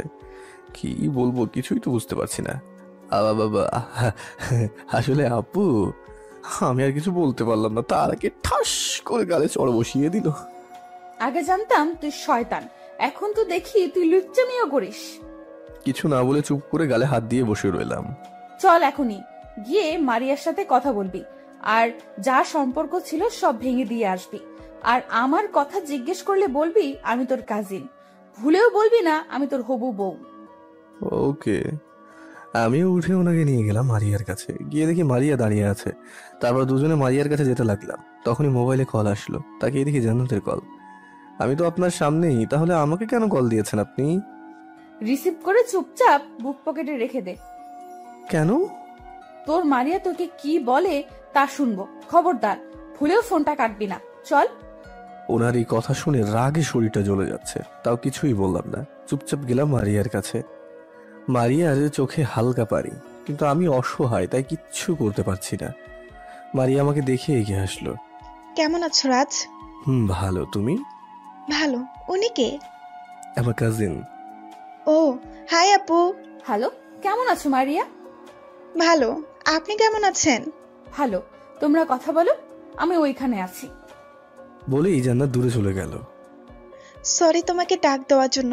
আসলে তোমাকে তো আর পাবো না, তাই চাইছি শেষবারের মতো একবার জড়িয়ে ধরতে। শেষবারের মতো মানে? তুমি কি ভাবছো? আরে ভয় পেও না, আমি আত্মহত্যা করব না। তুমি তো বিয়ের পরে অন্য কারো হয়ে যাবে, তখন তো আর জড়িয়ে ধরতে পারবো না, তাই এখন একটু জড়িয়ে ধরবো। প্লিজ না করো না। কি বলবো কিছুই বুঝতে পারছি না তো। জান্নাত যদি দেখে ওকে জড়িয়ে ধরেছি তাহলে তো আমার খবর আছে। যা হওয়ার হরে হবে। টান দিয়ে মারিয়াকে বুকে জড়িয়ে নিলাম। মারিয়া কান্না করে দিল। আবার চোখের কোণ দিয়ে কয়েক ফোঁটা পানি গড়িয়ে পড়লো। কিছুক্ষণ পর মারিয়াকে ছেড়ে দিলাম। আর কিছুক্ষণ থাকলে হয়তো নিজেকে সামলাতে পারবো না। ভালো থেকো। বলেই মারিয়া চলে গেল। আর আমি চোখের পানি মুছতে লাগলাম। জান্নাত আপুর সামনে চলে আসলাম। রাগে আপুর মুখটা লাল হয়ে আছে। এইটা শোধ বিয়ের পর তুলবো, অন্য মেয়েকে জড়িয়ে ধরা, তাই না? তারপর আমি কোনো কিছু না বলে ওনাকে নিয়ে বাসায় চলে আসলাম। বাসায় এসে দেখি বাসা টুকটাক সাজানো শুরু হয়ে গেছে। যাই হোক, রুমে গিয়ে ফ্রেশ হয়ে নিলাম। তারপর রাতে একটা খাওয়া দাওয়া করে দিলাম ঘুম। এইভাবে কেটে গেল 4-4টে দিন। সন্ধ্যায় বিয়েটাও হয়ে গেল। কবুল বলার সাথে সাথে নিজের সব সুখকে মাটি চাপা দিয়ে দিয়েছি। রাত 12টার দিকে পুকুর পাড়ে দাঁড়িয়ে দাঁড়িয়ে মারিয়ার কথা ভাবছিলাম। আর যখন মারিয়া ক্লাস 9-এ তখন আমি ক্লাস 10-এ। তখন থেকে রিলেশন আমাদের। কখনো মারিয়াকে খারাপ নজরে দেখিনি। পড়ালেখা শেষ করার পর মারিয়াকে বিয়ে করার নিয়ত ছিল, কিন্তু জানাতে সে সব কিছু শেষ করে দিল। আম্মুকেও মারিয়ার ব্যাপারে বলতে পারেনি, কারণ মারিয়ার পরিবারের সাথে আমাদের পরিবারের শত্রুতা রয়েছে। কিন্তু জান্নাত আমার পরিবারে না আসলে আম্মুকে যে কোনোভাবে মানিয়ে ফেলতাম। কিন্তু এটা তো কোনোভাবেই সম্ভব না। মারিয়া মেয়েটা আমাকে খুব ভালোবাসে, কিন্তু একটা ভিলেন এসে সব কিছু শেষ করে দিল। এসব ভাবতে ভাবতে কখন যে চোখ দিয়ে পানি বেরিয়ে গেল বুঝতেও পারিনি। চোখের পানি মুছছি, তখনই কেউ কাঁধে হাত রাখলো। তাকে দেখি ভাইয়া ভাবি পিছনে দাঁড়িয়ে আছে। কিরে, মন খারাপ? না, এমনিতেই। ও আচ্ছা, যা। জান্নাত একা রুমে বসে আছে কখন থেকে। তারপর বাসায় এসে নিজের রুমে গেলাম। এসে দরজাটা লাগিয়ে দিলাম। দরজা লাগিয়ে পিছনে ফিরতেই দেখি জান্নাত উঠে বারান্দায় গিয়ে দাঁড়িয়ে আছে। আমি কিছু না বলে সোফায় গিয়ে বসে রইলাম। কিছুক্ষণ পর জান্নাত রুমে আসলো। এসে আমার পাশে এসে বসলো। তারপর কোনো কথা ছাড়াই ঠাস করে একটা চড় বসিয়ে দিল। গালে হাত দিয়ে নির্বাকের মতো তাকাইয়ে রাখলাম। এটা দিয়েছিস কেন জানিস? হবু বউ থাকতে যে অন্য মেয়েকে জড়িয়ে ধরেছিস, তাই। কিছু না বলে হালকা একটু হাসলাম। আজ থেকে চর খাওয়ার অভ্যাসটা করে ফেল, কারণ এখন থেকে ভুল হলে রাগ দেখাবো না, সোজা থাপ্পড় লাগিয়ে দিব। আমি চুপ করে বসে রইলাম। কিছু বলার আছে নাকি এভাবেই চুপ করে বসে থাকবি? আমাকে বিয়ে করেছেন কেন? মানুষ বিয়ে করে কেন? সবাই যে কারণে করে, আমি সেই কারণেই করেছি। আপনি মানুষ? ওই, তুই কি বলতে চাইতেছস? না মানে আপনাকে দেখলে আমার পেতনির কথা মনে পড়ে যায়। দেখ, এখন রাগাবি না, না হলে মেরে তোর দাঁত লাল করে দিব। হ্যাঁ, আমার জীবনটা তেজপাতা বানাতে এসেছেন সেটা আমি খুব ভালো করেই জানি। ভার্সিটি শোধ নিতে আমাকে বিয়ে করেছেন, তাই না? তো এখন বেশি কথা না বলে এদিকে আয়, বাসর রাত করতে হবে। মানে বোঝাচ্ছি। জান্নাত এক পা করে আমার দিকে আসতে লাগলো। আমি মতলব ভালো না দেখে পিছুতে লাগলাম, কিন্তু কপালে বেশিক্ষণ সায় দেওয়ায় অল্প কিছুক্ষণ যাওয়ার পরে পিঠটা দেওয়ালে ঠেকে গেল। এদিকে জান্নাত আমার একদম কাছাকাছি চলে আসলো। আমি হয়তো জান্নাতের হার্টবিট শুনতে পাচ্ছি। দুজনের মাঝে এক ফোঁটাও গ্যাপ নেই। ভাবছি জান্নাত কি করতে চাইছে। এমন সময় খেয়াল করলাম জান্নাত ওর ঠোঁট দুটো আমার দিকে এগিয়ে আনছে। বুঝে গেলাম জান্নাত কিস করবে, তাই হাত দিয়ে আমার মুখটা চেপে ধরার জন্য হাতটা উপরের দিকে তুলতে গিয়ে বুঝতে পারলাম জান্নাত আমার হাতটা ওর হাত দিয়ে চেপে ধরে আছে। উপায় না পেয়ে আমি চোখটা বন্ধ করে ফেললাম। অবশেষে জান্নাত আমাকে কিস করে বসলো। সে কিস করলো কম, আর কামড়ে ঠোঁটের ভিতরে অবস্থার 12টা বাজিয়ে দিল। আমি চিৎকারও দিতে পারছি না। অবশেষে ছাড়লো আমাকে। ঠোঁটগুলো কেটে রক্ত পড়ছে, তাই চুপ করে দাঁড়িয়ে রইলাম। বাবু, আরেকটু আদর করি? আমি মাথা নেড়ে শুধু না করলাম। ওকে, তাহলে তুমি এখন ঘুমাও, আমি ফ্রেশ হয়ে আসি। বলেই জান্নাত চলে গেল ফ্রেশ হতে। আমি গিয়ে আয়নায় ঠোঁটগুলো দেখতে লাগলাম। ঠোঁটের বাইরের দিকে একটুও কাটেনি, কিন্তু ঠোঁটের ভিতরের দিকটা কেটে রক্ত পড়ছে। মুখ চেপে সোফায় গিয়ে বসে রইলাম। জান্নাত ওয়াশরুম থেকে বের হওয়ার পর কোনো কথা না বলে ওয়াশরুমের ভিতরে চলে গেলাম। ফ্রেশ হয়ে এসে বালিশে চাদর নিয়ে সোফায় শুয়ে হইলাম। সারাদিন ক্লান্ত, তাই তাড়াতাড়ি ঘুমিয়ে গেলাম। সকালে হঠাৎ ঘুম ভেঙে যায়। তাকিয়ে দেখি জান্নাত ওয়াশরুম থেকে বেরিয়েছে, তাই আমিও গিয়ে ফ্রেশ হয়ে নিলাম। তারপরে দুজনে নিচে গেলাম নাস্তা করতে। নাস্তা খাওয়ার সময় হালকা একটু ঝাল মুখে দিতেই মুখ জ্বলে যাওয়ার মতো অবস্থা হলো। তাও হালকা কিছু খেয়ে উঠে রুমে চলে আসলাম। এসে মোবাইল টিপছিলাম, তখনই জান্নাত রুমে আসলো। এসে আমার পাশে বসে পড়লো। কিরে, মুখের ভেতর জ্বলছে। আমি কিছু না বলে চুপচাপ বসে রইলাম। কিরে, ঢাকায় যাবি না? না এখানে পড়ে থেকে মার খাবি, কোনটা? সময় হলে চলে যাবো, আপনাকে বলতে হবে না। বাহ, রাগ করে আছিস নাকি আমার উপরে? না, আপনার উপর তো ক্রাশ খেয়ে আছি। তাই নাকি? ওকে, সবাই ক্রাশ খায় আমার উপর, তাদের মধ্যে না হয় তুইও একজন। তাহলে চল, এখন তো ক্রাশ যেহেতু আমার বউ, তাই তাকে একটু আদর করে দিই। রাগে কিন্তু আমার ভিতরটার দিকে জ্বলে যাচ্ছে। মানে কি বলতে চাইছিস তুই? আমি জান্নাতের হাত দুটো শক্ত করে চেপে ধরে টান দিয়ে বিছানায় শুইয়ে দিলাম। তারপর আমি আমার পা দিয়ে জান্নাতের পাগুলো চেপে ধরলাম। ওই তুই কি করতেছিস? ক্রাশকে আদর করব। ছেড়ে দে বলছি, না হলে পরে তোর অবস্থা খারাপ করে দেব বলে দিলাম। খাটের কোণা থেকে ওড়না নিয়ে জান্নাতের হাতগুলো বেঁধে দিলাম। তারপর গিয়ে দরজাটা লাগিয়ে আসলাম। জান্নাতের মুখে ভয়ের ছাপটা স্পষ্ট দেখতে পাচ্ছি। তারপর বিছানায় উঠে জান্নাতের পেট থেকে শাড়িটা সরিয়ে দিলাম। ওয়াও, কি সুন্দর পেট আপনার। ওই তুই পেটে হাত দিয়েছিস কোন সাহসে? ওকে, হাত দেবো না, কিন্তু ঠোঁট তো দিতেই পারি। ওই না না না না না। কে শুনে কার কথা? জান্নাতের পেট চেপে ধরে কয়েকটা কিস করলাম। জান্নাত ভয়ে চোখটা বন্ধ করে রেখেছে। আর কোথায় কোথায় কিস করবো বলেন তো? ছাড়া পেলে তোকে মেরেই ফেলবো আমি। ছাড়ার আগে আমি আপনার যা সম্মান আছে তা সব কেড়ে নেব। কথাটা শুনেই জান্নাতের চোখ বড় বড় হয়ে গেল। এবার আমার দিকে মায়াবী চোখে তাকালো। এইভাবে তাকিয়ে লাভ হবে না, কারণ আপনার ডানা ভাঙলে আপনার ফড়ফড়ানি বন্ধ হবে না। আমি চাই তুই এটা কর, কারণ তুই এটা করলে আমার কাছে হেরে যাবি, আর আমি চাই তুই আমার কাছে হেরে যা। ওকে, আজকের মতো ছেড়ে দিলাম, আমিও দেখে নেবো আপনাকে। বলেই হাত পায়ের বাঁধনগুলো খুলে দিলাম। জান্নাত কিছু না বলে রুম থেকে চলে গেল। তারপর কিছুদিন বাড়ি থেকে জান্নাতকে নিয়ে ঢাকায় চলে আসলাম।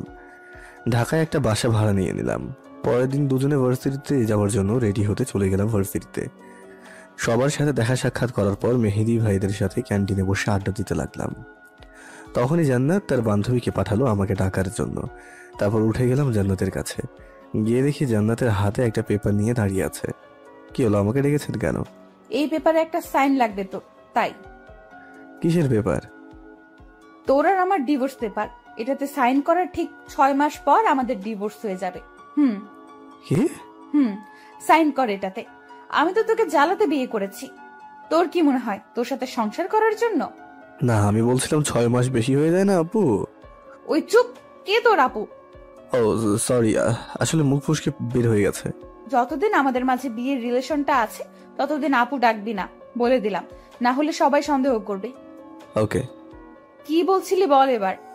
আসলে 6 মাস, এটা তো বেশি সময়। আমি বলছিলাম কি, আমার একজন চেনা জানা উকিল আছে, আপনি চাইলে 3 মাসে ডিভোর্স করাতে পারবো। আমি সাইন করতে করতেই বললাম কথাটা। তোর মুক্তি পাওয়ার জলদি বেশি, তাই না? এই নেন পেপারটা ওনার হাতে ধরিয়ে দিলাম। জান্নাত পেপারটা হাতে নিয়ে ছিঁড়ে ফেললো। তারপর সেগুলো টুকরো টুকরো করে আমার উপরে উড়িয়ে দিল। আমি কি 3 মাসেরটার জন্য ট্রাই করবো? চুপ, তোর মুক্তি পাওয়া আমি বের করছি। তোর কোনো কিছুই করতে হবে না। আমি 1 বছরের কন্ট্রাক্ট পেপার বানিয়ে আনছি। সরি, আর বলবো না। তারপরেও এটা কইলেন না। চুপ, আর একটা কথা বললে সময় বাড়বে, বলে দিলাম। চুপ করে গেলাম। কথা বললে সমস্যা বাড়বে সেজন্য। গুড, যা এখন। আর আমি যে তোর বউ এটা যেন কেউ না জানে। ওকে ফাইন, বলেই সেখান থেকে চলে আসলাম। তারপর আবারও সেই ক্যান্টিনে এসে বসে গেলাম। আর আগেই সারা শরীর দিয়ে আগুন বের হচ্ছে। উনি কি পেয়েছে? বিয়েটাকে যখন খুশি করবে, যখন খুশি সেটাকে ভেঙে দেবে। ওদের কিছু একটা করতেই হবে, না হলে হবে না। এইসব ভেবে ক্লাসে চলে গেলাম। বিকেলে ক্লাস শেষ করে বাইরে ঘুরে ফিরে এসে রাতে নিজের খাবার নিয়ে বাসায় চলে গেলাম। খাওয়া দাওয়া করে এসে দেখি জান্নাত রুমে দরজা খোলা রেখে চাদর মুড়ি দিয়ে শুয়ে আছে। আমি পাশ থেকে চাদর আর বালিশ নিয়ে সোফায় যাওয়ার সময় মনে হলো জান্নাত কাঁপছে। কাছে গিয়ে কপালে হাত দিতেই দেখি জান্নাতের গায়ে প্রচুর জ্বর। তাড়াতাড়ি গিয়ে বাড়িতে একটু পানি আর একটা কাপড় নিয়ে আসলাম। মাথায় জলপট্টি দিয়ে পাশের ক্লিনিকে ডাক্তারকে আসতে বললাম। উনি এসে চেক আপ করে ঔষধ দিয়ে চলে গেলেন। তারপর আমি ওনার পাশে বসে হালকা হালকা জলপট্টি দিতে লাগলাম আর জান্নাতের ঘুমন্ত চেহারাটাকে দেখতে লাগলাম। আজকে আবার নতুন করে ক্রাশ খেলাম জান্নাতের উপরে। মেয়েটা সত্যি একটা পরী। তার ঘুমন্ত চেহারাটা কেউ একবার দেখলে সে জীবনেও বলবে না জান্নাত যে একটা বদরাগী। এইসব ভাবতে ভাবতে কখন যে ওনার পাশে ঘুমিয়ে গেলাম মনে নেই। সকালে গালে কারো হাত পড়াতে জেগে উঠলাম। তাকিয়ে দেখি জান্নাত আমার দিকে অগ্নি দৃষ্টিতে তাকিয়ে আছে। কি হলো, মারলেন কেন? আমাকে জড়িয়ে ধরে ঘুমানোর সাহস পেলি কোথা থেকে? আসলে আমি ইচ্ছে করে তো, আর বলতে না দিয়ে আমাকে থামিয়ে দিয়ে জান্নাত বলতে লাগলো, চুপ, একটা কথাও বলবি না। আর আজ থেকে তুই অন্য রুমে থাকবি। তুই একা পেয়ে সুযোগ নিতে চেয়েছিলি। কাল রাতের পর থেকে ওনার উপরে মায়া জমে গেল। জবাব দিতে গিয়ে পারছি না, তাকে ভালোবেসে ফেললাম না তো। এইসব ভাবতে ভাবতেই রুম থেকে বেরিয়ে গেলাম। অনলাইনে খাবার অর্ডার করে ফ্রেশ হতে চলে গেলাম। এসে দেখি খাবার চলে এসেছে। তারপরে আমি খাওয়া দাওয়া করে জান্নাতের জন্য খাবারগুলো টেবিলে রেখে চলে গেলাম। জানিও শরীর ভালো না, তাই ওর রান্না করে খেতে পারবে না, তাই খাবার রেখে চলে গেলাম ভার্সিটিতে। দুপুরে ক্যান্টিনে বসেছিলাম, তখনই মোবাইলটা বেজে উঠলো। পকেট থেকে বের করে তাকিয়ে দেখি আম্মু কল করেছে, তাই রিসিভ করলাম তাড়াতাড়ি। আম্মু বলেন। বৌমার শরীর ভালো না, আর তুই নাকি চলে গেছিস ভার্সিটিতে। ওই, তোর বউয়ের চেয়ে বড় কি ক্লাসটা হয়ে গেছে নাকি? আম্মু আমি তো, আমাকে কিছু বলার সুযোগ না দিয়ে আম্মু ধমক দিয়ে থামিয়ে দিল। চুপ, আমি কিছু শুনতে চাই না। তুই এখনই বাসায় যা, আর বৌমার শরীর ভালো হওয়ার আগ পর্যন্ত তুই আর কোনো ক্লাস করবি না, আর ভার্সিটিতে যাবি না, বলে দিলাম। ওকে। আর এখনই তুই বাসায় যা, আমি বৌমাকে ফোন দিব, একটু পরে বলে দিলাম। ওকে বলেই ফোনটা রেখে দিলাম। তারপর সবার থেকে বিদায় নিয়ে বাসায় চলে আসলাম। এসে দেখি জান্নাত খাটে শুয়ে আছে আর টিভি দেখছে। আপনি আম্মুকে ফোন দিয়ে কি বলেছেন? যা শুনেছি তোকে তাই বলেছি। আসলে বাসায় তো কেউ একজন থাকা লাগে আমাকে সেবা করার জন্য, তাই ভাবলাম সুস্থ হওয়ার আগ পর্যন্ত তোকেই রেখে দেই। কোনো কিছু না বলে ফ্রেশ হয়ে নিজের সবকিছু নিয়ে পাশের রুমে রেখে দিতাম। ওই হুসাইন, একটু শুনে যা তো। কেন? কাজ আছে, তাড়াতাড়ি আয়। ওকে বলে ওনার রুমে গিয়ে হাজির হলাম। আমার পাগুলো ব্যথা করতেছে, একটু টিপে দিয়ে যা প্লিজ। আমি আপনার পা টিপে দেবো? নাকি আম্মুকে ফোন দিয়ে বলবো তুই আমাকে সারাদিন কথা শুনিয়েছিস শরীর খারাপ হওয়ায়? আমি হালকা একটু হেসে গিয়ে ওর পাগুলো টিপে দিতে লাগলাম। পরের দিন ভার্সিটিতে গেলাম। অন্য দিনের মতো দিনটা কাটতে লাগলো। দুপুরে জান্নাত হঠাৎ এসে আমার সামনে দাঁড়ালো। আমার সাথে আয়। কেন? বেশি বক বক না করে আয়। আচ্ছা ওকে ওকে বলেই সবার সামনে থেকে উঠে জান্নাতের সাথে গেলাম। জান্নাত আমাকে নিয়ে ক্যান্টিনের টেবিলের উপরে উঠে দাঁড়ালো। Attention guys. সবাই জান্নাতের দিকে ঘুরে তাকালো। তোমাদের সবাইকে একটা কথা বলতে চাই। কি? আসলে আমি আর হুসেন স্বামী স্ত্রী। এই ছুটিতে আমাদের বিয়ে হয়েছে, তো সবাই এটা মাথায় রাখবে, হুসাইনের স্ত্রী আছে। জান্নাত চলে গেল। সবাই জান্নাতের কথাটা শুনে হাঁ হয়ে গেল। বিশেষ করে মেহেদি ভাই আমার দিকে জিজ্ঞাসু দৃষ্টি নিয়ে তাকিয়ে রইল। আমিও নেমে মেহেদি ভাইয়ের কাছে গেলাম। কিরে জান্নাত এটা কি বলে গেল? আমি কিছু বুঝি না। তুই জান্নাতকে বিয়ে করতে গেলি কেন? ভাইয়ার আম্মুর কথাই। আম্মু আর ভাইয়ার কথায় বর্তমানে কেউ বিয়ে করে নাকি? আব্বু মারা যাওয়ার পর আম্মু অনেক কষ্ট করে আমাদেরকে মানুষ করেছে, পাশাপাশি কোম্পানির কাজও করতে হয়েছে, তাই আমি চাইনি তাকে কষ্ট দিতে। আম্মু যা করে আমার জন্য ভালোই করে, আর আম্মু জান্নাত একটু বেশি পছন্দ করেছে। আর এখানে সবকিছু বলেছে আমি, কিন্তু জান্নাত এমনভাবে সাজিয়েছিল যে আম্মুর মুখের দিকে তাকিয়ে বিয়েটা করতে হয়েছে। ওকে আচ্ছা, প্রথম থেকে আমাকে সব খুলে বলতো। আর বলো না। তারপরে আমি সবকিছু খুলে বললাম মেহেদি ভাইয়াকে। ভাইয়া সব শুনে মাথায় হাত দিয়ে দিল। এখন ওর মুখে কোনো কথাই নেই। তো এখন কি করবি? ও তো 1 বছরে তোর জীবনটা শেষ করে দিবে। কি করবি এখন? ভাইয়া উনি ইউনিভার্সিটিতে আছে আর 5 মাস, তাই এই কয়েকটা দিন সাবধানে থাকতে হবে। আচ্ছা তুই বিয়েটা না হয় করেছিস তোর আম্মুর কথায়, তাহলে ওর টর্চারগুলো সহ্য করছিস কেন? 2টা কারণে সহ্য করছি। কারণগুলো কি কি? প্রথমত আম্মুকে কিছুদিন বুঝতে দেওয়া যাবে না যে জান্নাতের আর আমার মাঝে কি চলছে। ও দ্বিতীয় কারণ, জান্নাতকে ওড়ার সময় দিচ্ছি। যখন সে চিল পাখির মতো আকাশের কাছাকাছি চলে যাবে তখনই টান দিয়ে মাটিতে ফেলবো, তখনই বুঝবে হুসেইন কি জিনিস। মানে হলো চড়ুই পাখি থাকে মাথার উপরে, তাকে 1000বার মাটিতে ফেললেও তার কিছুই হবে না। কিন্তু চিল পাখি থাকে আকাশে, তাকে একবার মাটিতে ফেলতে পারলে তার আর ওড়ার ক্ষমতা থাকে না। তাই চড়ুই পাখিরা উড়তে উড়তে চিল পাখি জায়গায় যাক, তারপর না হয় টান দিয়ে মাটিতে ফেলে দেবো। তুই ভিলেন সারা জীবনই থাকবি। জান্নাত ভাবছে আমি ওর দাস হয়ে যাচ্ছি, কিন্তু জানে না নিজের বিপদটাকে নিজেই টানছে। আগে কি করতে চাইছিস? জান্নাতকে আপাতত আমার মায়ায় ফেলতে হবে, যেভাবেই হোক।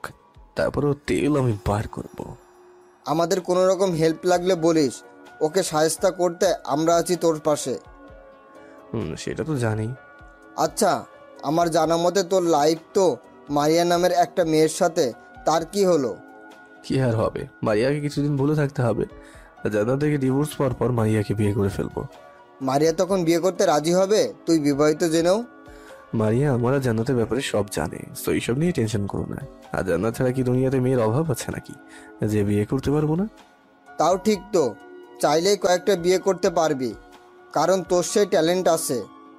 ধুর, বাদ দাও এসব কথা। ওকে, তা কি করবি এখন?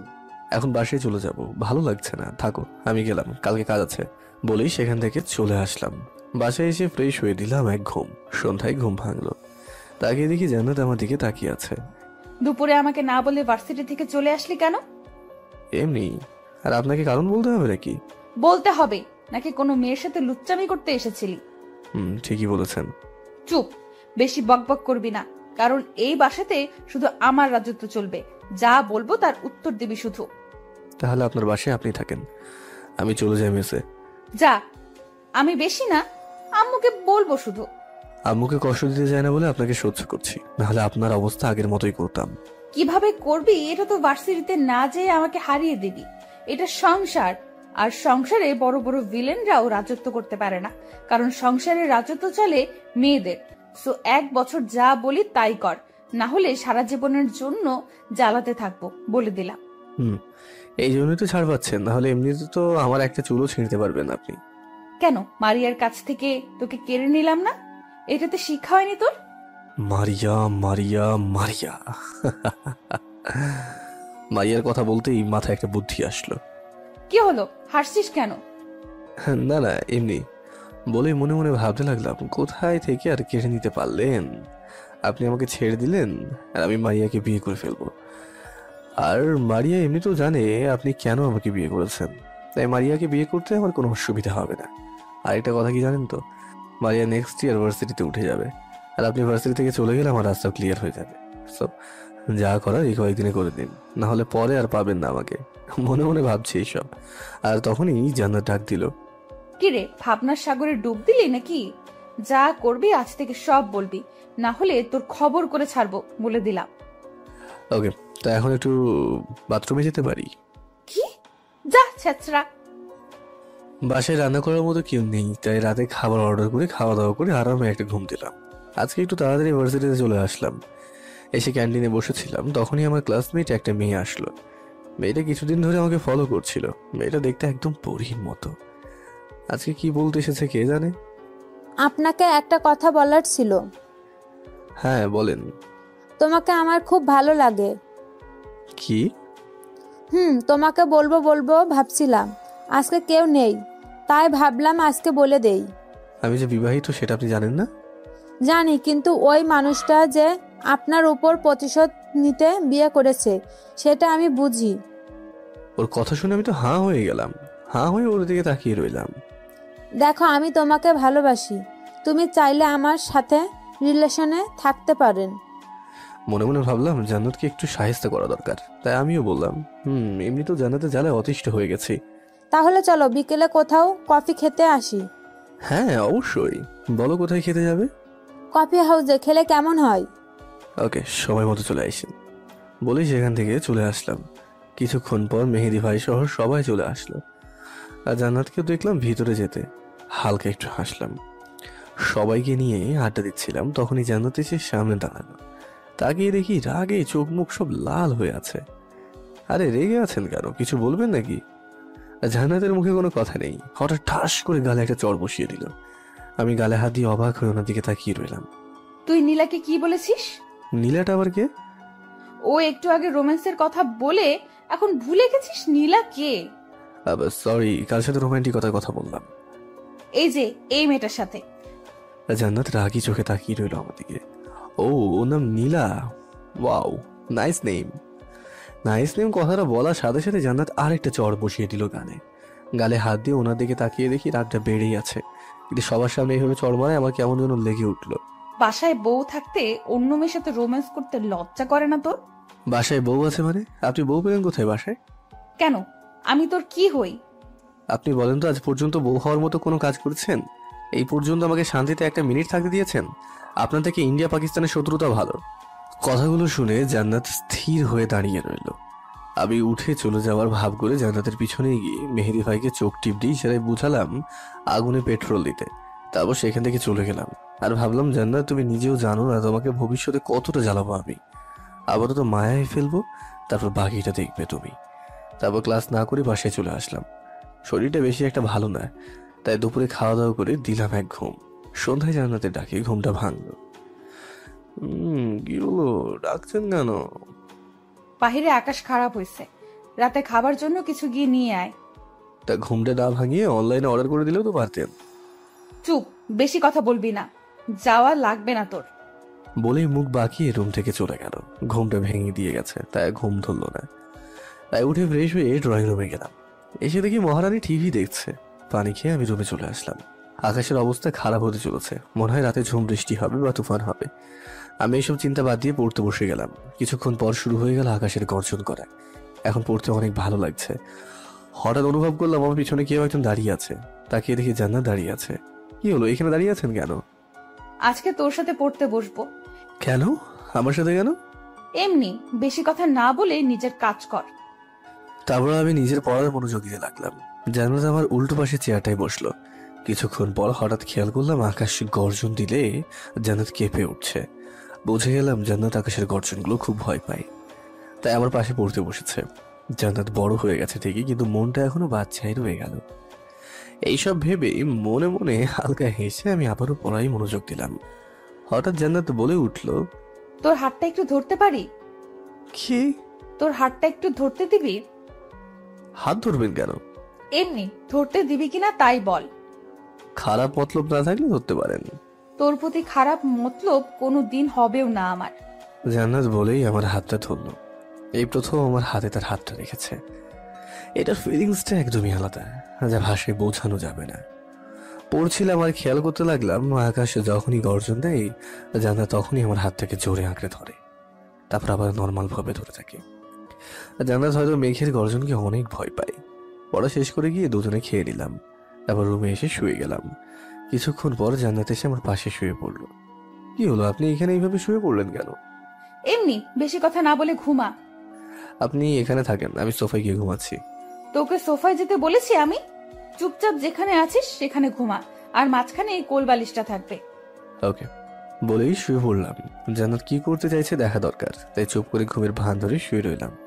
এইভাবে প্রায় আধা ঘন্টা শুয়ে থাকার পর হঠাৎ জান্নাত বলে উঠলো, ওসাই, তোকে একটা কথা বলার ছিল। আমি কোনো উত্তর না দিয়ে চুপ করে রইলাম। কি রে, তুই কি ঘুমিয়ে গেছিস? তাও কোনো উত্তর দিলাম না। তারপর জান্নাত আর কোনো কিছু না বলে আস্তে আস্তে আমাকে জড়িয়ে ধরলো। আমি অবাক হয়ে গেলাম ওনার এমন কাণ্ড দেখে। চুপচাপ কিছুক্ষণ শুয়ে রইলাম। জান্নাত আমাকে জোরে চেপে ধরে আছে। প্রায় 10 মিনিট পরে মনে হলো ওর হাত পা একটু লুজ হয়েছে, মানে জান্নাত ঘুমিয়ে গেছে। আমি শিওর হওয়ার জন্য আস্তে করে জান্নাত এইভাবে ডেকে উঠলাম, ওই আপনি আমাকে এইভাবে জড়িয়ে ধরে আছেন কেন? আর জান্নাতের কোনো সারা শব্দ নেই। বুঝলাম পাগলিটা ঘুমিয়েছে। আস্তে করে চোখ খুলে জান্নাতের দিকে তাকালাম। রুমের ভিতরের হালকা আলোয় জান্নাতকে যা লাগছে না, একটা পরীকেও সে হার মানিয়ে দেবে। আমি ওনার দিকে হাঁ হয়ে তাকিয়ে রইলাম। ওনার এইভাবে জড়িয়ে ধরা দেখে আমার নিয়ত উল্টাতে লাগলো। পরে ভাবলাম না, কারো সুযোগ নেওয়াটা ঠিক হবে না। তাই সব চিন্তা বাতিয়ে জান্নাতের নিষ্পাপ মুখটা দেখতে লাগলাম। নিজের ক্রাশ যখন জড়িয়ে ধরে ঘুমিয়ে থাকে না, তখন অনুভূতিটাই আলাদা কাজ করে। এমন লাগে যেন পৃথিবীটা হুমড়ি খেয়ে আমার বুকে শুয়ে আছে। এরকম নানা রকম কথা ভাবছিলাম আর জান্নাতকে দেখছিলাম। কতক্ষণ দিয়ে তাকিয়েছিলাম তা মনে নেই। সকালে একটু তাড়াতাড়ি ঘুম ভেঙে গেল। শরীর কেন জানি মনে হলো নাড়াতে পারছি না। মনে হচ্ছে কেউ আমার হাতগুলো বেঁধে রেখেছে। তাই নিজের অবস্থান দেখার জন্য নিজের শরীরের দিকে তাকালাম। তাকিয়ে বড় সড়ো একটা ধাক্কা খেলাম, কারণ জান্নাতের কোলবালিশটা নিচে পড়ে আছে। জান্নাত আমাকে কোলবালিশ ভেবে আমার গায়ের নিচে দিয়ে একটা হাত আর ওপর দিয়ে একটা হাত দিয়ে জড়িয়ে ধরে আছে, আর এক পা আমার ওপরে তুলে দিয়ে ঘুমিয়ে আছে। মাথা চুলগুলো এলোমেলো হয়ে পড়ে আছে, তাই ফোঁ দিলাম সেগুলো ঠিক হওয়ার জন্য। আর তখনই জান্নাত সজাগ হয়ে গেল। আপনার কোলবালিশ আমি না, আপনার কোলবালিশ নিচে পড়ে আছে। জান্নাত নিচের দিকে খেয়াল করে আহা করে নিজেকে ছাড়িয়ে নিল। তুই আমার কাছে আসলি কেন? সরি, কাছে আমি না, আপনি এসেছেন। এই পাশে আমি শুয়েছিলাম আর আপনি রাতের অন্ধকারে একটা ছেলেকে একা পেয়ে সুযোগ নিয়েছেন। আমার এই কথা শুনে জান্নাত আর কিছুই বললো না। সত্যি গো, বলেন তো কি কি করেছেন আমার সাথে? কি মনে করেছিস? মানে তোর কি মনে হয় তোর মতো খারাপ ছেলের সুযোগ নেব আমি? সেটা তো ঘুম থেকে উঠে দেখতে পেলাম। চুপ, বেশি কথা বলবি না। যা এখন গিয়ে কফি বানিয়ে নিয়ে আয়। যাচ্ছি বলেই কফি বানাতে চলে গেলাম। বাইরে হালকা বৃষ্টি আছে, তাই কফি হলে সেই লাগবে। এইভাবে কফি বানিয়ে নিলাম। কফি নিয়ে এসে দেখি জান্নাত আবারও ঘুমিয়ে গিয়েছে, তাই ডাক দিলাম ওঠার জন্য। কি হলো, ডাকছিস কেন? কফি নিয়ে এসেছি, রেখে গেলাম, মন চাইলে খেয়ে নিয়েন। ভার্সিটিতে আজকে যেতে ভালো লাগছে না, তাই কফিটা খেয়ে ফ্রেশ হতে চলে গেলাম। ফ্রেশ হয়ে এসে দেখি জান্নাত কফি খাচ্ছে। তারপর জান্নাত গিয়ে ফ্রেশ হয়ে এসে নিজের মতো করে গল্পের বই পড়তে লাগলো, আর আমি অনলাইনে খাবার অর্ডার করে দিলাম। যেহেতু বৃষ্টির কারণে ভার্সিটি যাওয়া হয়নি, তাই দিনটা বারান্দায় গিয়ে বসে বসেই পার করতে লাগলাম। তখনই মোবাইলে একটা আননোন নাম্বার থেকে কল আসলো, তাই রিসিভ করার জন্য তাকে বললাম আর আসসালামু আলাইকুম ভাবে জবাব দিলাম। ওয়ালাইকুম আসসালাম, কেমন আছেন? আলহামদুলিল্লাহ, আপনি কি? কালকে প্রপোজ করলাম আর আজকেই ভুলে গেলেন? ও নীলা। সরি, কালকে জান্নাত আপু কার থেকে যেন আপনাকে প্রপোজ করার কথাটা শুনে আমাকে নিয়ে যায়, তারপর আপনার সাথে সিনক্রেট করে। জান্নাত তো একটা পাগলি, ওর কথাই আমার খারাপ লাগে না। জান্নাত তো বুদ্ধি একটু কম। কালকে বিকেলে কফি খেতে আসলেন না কেন? আরে কালকে জান্নাত অনেক প্রেশার রেখেছিল, তাই আসতে পারিনি। কি বলেন, আপনি ঠিক আছেন তো? আরে হ্যাঁ, ওই ডাইনিটা আমার কিছুই করতে পারেনি। নিজের বউকে কেউ ডাইনি বলে নাকি? এটা বউ নাকি রাক্ষসী বলেই বারান্দায় দরজায় তাকিয়ে চোখ তো কপালে উঠে যায়, কারণ দরজায় জান্নাত দাঁড়িয়ে আছে। কি বলবো ভেবে পাচ্ছি না। তখনই নীলাকে ঝাড়ি দিয়ে বললাম, আমার এটা বউ না রাক্ষসী সেটা কি তোমার থেকে জানতে হবে নাকি? হ্যাঁ, ফোন রাখ। এই বেলা একটা ভাব নিয়ে দিলাম। তারপর ফোনটা কেটে দিয়ে জান্নাতের দিকে পিঠে তাকিয়ে ভালো সাজার জন্য বলে উঠলাম, হ্যাঁ, একটা মেয়ে আপনাকে রাক্ষসী বলছিল, তাই ইচ্ছে মতো ঝেড়ে দিয়েছি তাকে। ও তাই নাকি? তা কি বললো আমার নামে? জান্নাতের তো রাগে মুখ লাল হয়ে আছে। আমি বললাম, ওই তো ওই মেয়েরা রাগ করলে যে গালি দেয় আর কি। ও নিশ্চয়ই বলেছে ওই ডাইনিটা আমার কিছুই করতে পারিনি, এরকম কিছু নিশ্চয়ই। বুঝে গেলাম জান্নাত সব শুনে ফেলেছে, তাই এবার মার খাওয়া থেকে নিজেকে রক্ষা করতে হবে। তাই কি আর করব ভাবছি, তখন জান্নাত বলে উঠলো, কি রে, মনে পড়ছে না নাকি? কি বলেছিল মেয়েটা, মনে করিয়ে দিব। ফোনে তো আছেই, কিন্তু ওই মেয়েটা আপনার নামে একটা কথা বলেছে, যেটা আমি আপনাকে বলতে পারছি না। কেন, কি বলেছে? বললে তো আপনি রেগে যাবেন। আমি মুখটা গম্ভীর করে বললাম, তোরে না বলতে বলছি। আপনাকে নাকি বিয়ের আগে কয়েকটা ছেলের সাথে রিলেশন ছিল, আপনি আমাকে ঠকালেন। আমি বিপদ এড়াতেই মিথ্যে কথাগুলো বললাম। কি সব যাতা বলছিস, মুখ সামলে কথা বলবি বলে দিলাম। মেয়েটা বলেছে আপনার ল্যাপটপে যে ইমেল আইডিটা আছে সেখানে চেক করলে নাকি সব পেয়ে যাব। ওই মেয়েটার সাহস কি করে হয় আমার নামে মিথ্যা বলার? ধীরে ধীরে জান্নাত আরো রেগে আগুন হয়ে যাচ্ছে। মেয়েটা মিথ্যা বলেছে না সত্যি সেটা তো আপনার ল্যাপটপের ইমেল দেখলেই বোঝা যাবে। মানে তুইও আমাকে বিশ্বাস করছিস না? কিভাবে করব? আপনি কি মনমোহন সাধু নাকি যে বিশ্বাস করব? আর যদি ল্যাপটপে এমন কিছু থাকে তাহলে আপনি সেটা একবার দেখালেই পারেন, না থাকলেও তো আপনার কোনো ব্যাপারই নেই। হ্যাঁ, ওকে আয় তুই আমার সাথে আমার রুমে, আমি দেখাচ্ছি তোকে। ওকে চলেন বলে ওনার পেছন পেছন যেতে লাগলাম। তখনই উনি রুম থেকে বের হলেন। তখনই আমি ঠুস করে দরজাটা লাগিয়ে দিলাম। লাগিয়ে দিয়ে নাগিন ডান্স দিতে লাগলাম। ও পাশ থেকে জান্নাত দরজায় ধাক্কা দিচ্ছে, কিন্তু কে আর পায় কাকে। আমি তো জান্নাতকে বোকা বানিয়ে সেই খুশি। ওই পাশ থেকে জান্নাত বলছে, ওই হুসাইনের বাচ্চা দরজা খুল, না হলে পরে তোর অবস্থা খারাপ করে দেব বলে দিলাম। তোকে আমি কাঁচা চিবিয়ে খাবো, ভালোই ভালোই খুল বলছি। আমি কোনো কিছু না বলে খাটে গিয়ে শুয়ে শুয়ে মোবাইলে গান শুনতে লাগলাম। কিছুক্ষণ পর সবকিছু ঠান্ডা হয়ে গেল। আজকে বের হওয়া যাবে না, না হলে মার্ডার হয়ে যেতে পারি। তাই রুমে বসে থেকেই ভালো আছি। দুপুরে না খেয়ে রুমে বসে আছি। বসে থাকতে থাকতে আর ভালো লাগছে না, বাইরে যাওয়া যাবে না। অবশেষে দুপুরে একটু পরে থেকে ঘুমিয়ে গেলাম। ঘুম ভাঙলো কারো গালে শীতল স্পর্শে। চোখ খুলে তাকিয়ে দেখি জান্নাত সামনে বসে আছে। হালকা একটু হেসে আবারও ঘুমোতে যাবো, তখনই সবকিছু মনে পড়ে গেল। লাফিয়ে উঠতে গিয়ে পারলাম না। তাকিয়ে দেখি আমার হাত পাগুলো জান্নাতের একটা ওড়না দিয়ে বেঁধে রেখেছে। পাশে তাকিয়ে দেখি জান্নাত কতগুলো লিপস্টিক নিয়ে বসে আছে। মানেটা ঠিক বুঝতে পারলাম না। ও আমাকে না মেরে এইভাবে লিপস্টিক নিয়ে বসে আছে কেন? আরে বাবু, তোমার ঘুম ভেঙেছে? হায়, বাবু কিডা? আর আমাকে এভাবে বেঁধে রেখেছেন কেন? ও লে লে লে লে উলে, আমার বাবুটা রাগও করে দেখি। কেন, মনে নেই কি করেছিস? সরি, আসলে আমি তখন সেলফ ডিফেন্সের জন্য এই কথাগুলো বলেছিলাম। তা এখন তো কোনো ডিফেন্সই করার অবস্থা তোর নাই। বললাম তো সরি, আগে সবকিছু ভুলে যান না প্লিজ। রাত গয়া বাদ গয়া। রাক্ষসী আর ডাইনিরা তাদের অপমান সবকিছু এত তাড়াতাড়ি ভুলে যায় না। তারপর জান্নাত তার ফোনটা বের করে আমার কয়েকটা ফটো তুললো। তারপর নিজের ঠোঁটে আমার লিপস্টিক লাগালো, লাগিয়ে আমার গালে চুমু দিচ্ছে, এমন ভাবে ছবি তুলছে। ওই আপনি কি করছেন? যা করছি চুপচাপ মেনে নে, তাহলে 5 মিনিট পরে মুক্ত করে দিব। রাজি থাকলে বল। ওকে। তারপর আমি চুপচাপ শুয়ে রইলাম আর জান্নাত কয়েকটা সেলফি তুলে সব বাঁধন খুলে দিল। শোন, গিয়ে একবার আয়নায় মুখটা দেখে নে, না হলে পরে সমস্যা হবে। উঠে চলে গেলাম ফ্রেশ হতে। ওয়াশরুমে গিয়ে আয়নায় নিজের মুখটা দেখে নিজেই ভয় পেয়ে গেলাম, কারণ মুখের কমপক্ষে 20 জায়গায় জান্নাত চুমু দিয়েছে আর তার লিপস্টিকের দাগগুলো স্পষ্ট দেখা যাচ্ছে। এই জন্যই এতগুলো লিপস্টিক এনে রেখেছিল ডাইনিটা। তখনই ফটো তোলার কথাটা মনে পড়ে গেল। তাড়াতাড়ি ফ্রেশ হয়ে বাইরে এসে দেখি আপু আমার বিছানায় শুয়ে আছে। আমি বেরোতেই বলে উঠলো, কিরে, কেমন লাগলো শখটা? আগে বলেন আপনি এতগুলো ছবি তুললেন কেন? আমি আমার বাবুটার ছবিও তুলতে পারবো না? এসব বাদ দিয়ে আসল কথা বলেন, ছবিগুলো কেন তুলেছেন? যেন কোনো মেয়ে তোকে প্রপোজ করতে না পারে, আর করলেও এগুলো দেখলে মেয়ে যা বোঝার বুঝে যাবে। জান্নাতের কথা শুনে মাথায় হাত দিয়ে ফেললাম। কি ডেঞ্জারাস মেয়ে রে বাবা, মনের ভিতর তো আগুনে ভরা। কি বলবো কিছুই বুঝতে পারছি না। শোনো বাবু, এরপর থেকে কারো প্রপোজ অ্যাকসেপ্ট করার আগে আজকের দিনটার কথা মনে রেখো। ওকে বাবু? আমি কিছু না বলে চুপচাপ বসে রইলাম। আর নীলাকেও তোর সাথে তোলা সেলফিগুলো পাঠিয়ে দিয়েছি, তোকে কাছে পেলে জানে মেরে দিবে বলেছে। আপনি কেন আমার পিছনে লেগে থাকেন? তুই যে আমাকে জ্বালিয়েছিস, তাই আমি 1 বছর তোকে জ্বালাবো। আর কিছুই বললাম না। পরের দিন সকালে জান্নাত নিজের মতো করে ভার্সিটিতে চলে গেল আর আমি নিজের মতো করে ভার্সিটিতে চলে গেলাম। সারাদিন ভালোই দিন কাটলো। লাস্ট ক্লাস করছিলাম, তখনই সাইলেন্টে থাকা ফোনটা বেজে উঠলো। তাকিয়ে দেখি জান্নাত ফোন দিয়েছে। এক রুম থেকে অন্য রুমে ফোন দিচ্ছে কেন? হ্যাঁ, বিরক্তি নিয়ে বাইরে এসে ফোনটা রিসিভ করলাম। আরে কি হলো, এখন ফোন দিয়েছেন কেন? তোরে ফোন দেওয়া ছাড়া তো আমার আর কাজ নেই, তাই ফোন দিয়েছি। তুই এখনই বাসায় আয়। একটু পরে ক্লাস শেষ হবে, তখন চলে আসবো।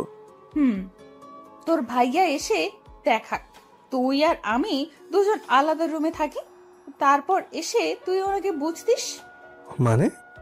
মানে তোর ভাই আজকে আসছে ঢাকায়, আর উনি এসে আমাদের এখানে থাকবে। তো তাড়াতাড়ি বাসায় আয়। বলেই জান্নাত ফোনটা কেটে দিল। কি করবো কিছুই তো বুঝতে পারছি না। তাড়াতাড়ি হোস্টেল থেকে বাসায় গেলাম। গিয়ে আমার রুমে সবকিছু জান্নাতের রুমে নিয়ে গুছিয়ে রাখলাম। আর জান্নাত পুরো রুমটাকে গোছাতে ব্যস্ত। সবকিছু গুছিয়ে শাওয়ার নিতে চলে গেলাম। শাওয়ার শেষ করে বাইরে আসতেই খেয়াল করলাম জান্নাত কারোর সাথে কথা বলছে। বুঝতে আর বাকি রইল না, ভাইয়া চলে এসেছে। রেডি হয়ে বাইরে গিয়ে দেখি ভাইয়া বসে বসে টিভি দেখছে আর জান্নাত কফি বানাচ্ছে। তারপর ভাইয়ার সাথে কৌশল বিনিময় করে দুজনে বসে টিভি দেখতে লাগলাম। তখনই জান্নাত বলল, আপনিও কি কফি খাবেন?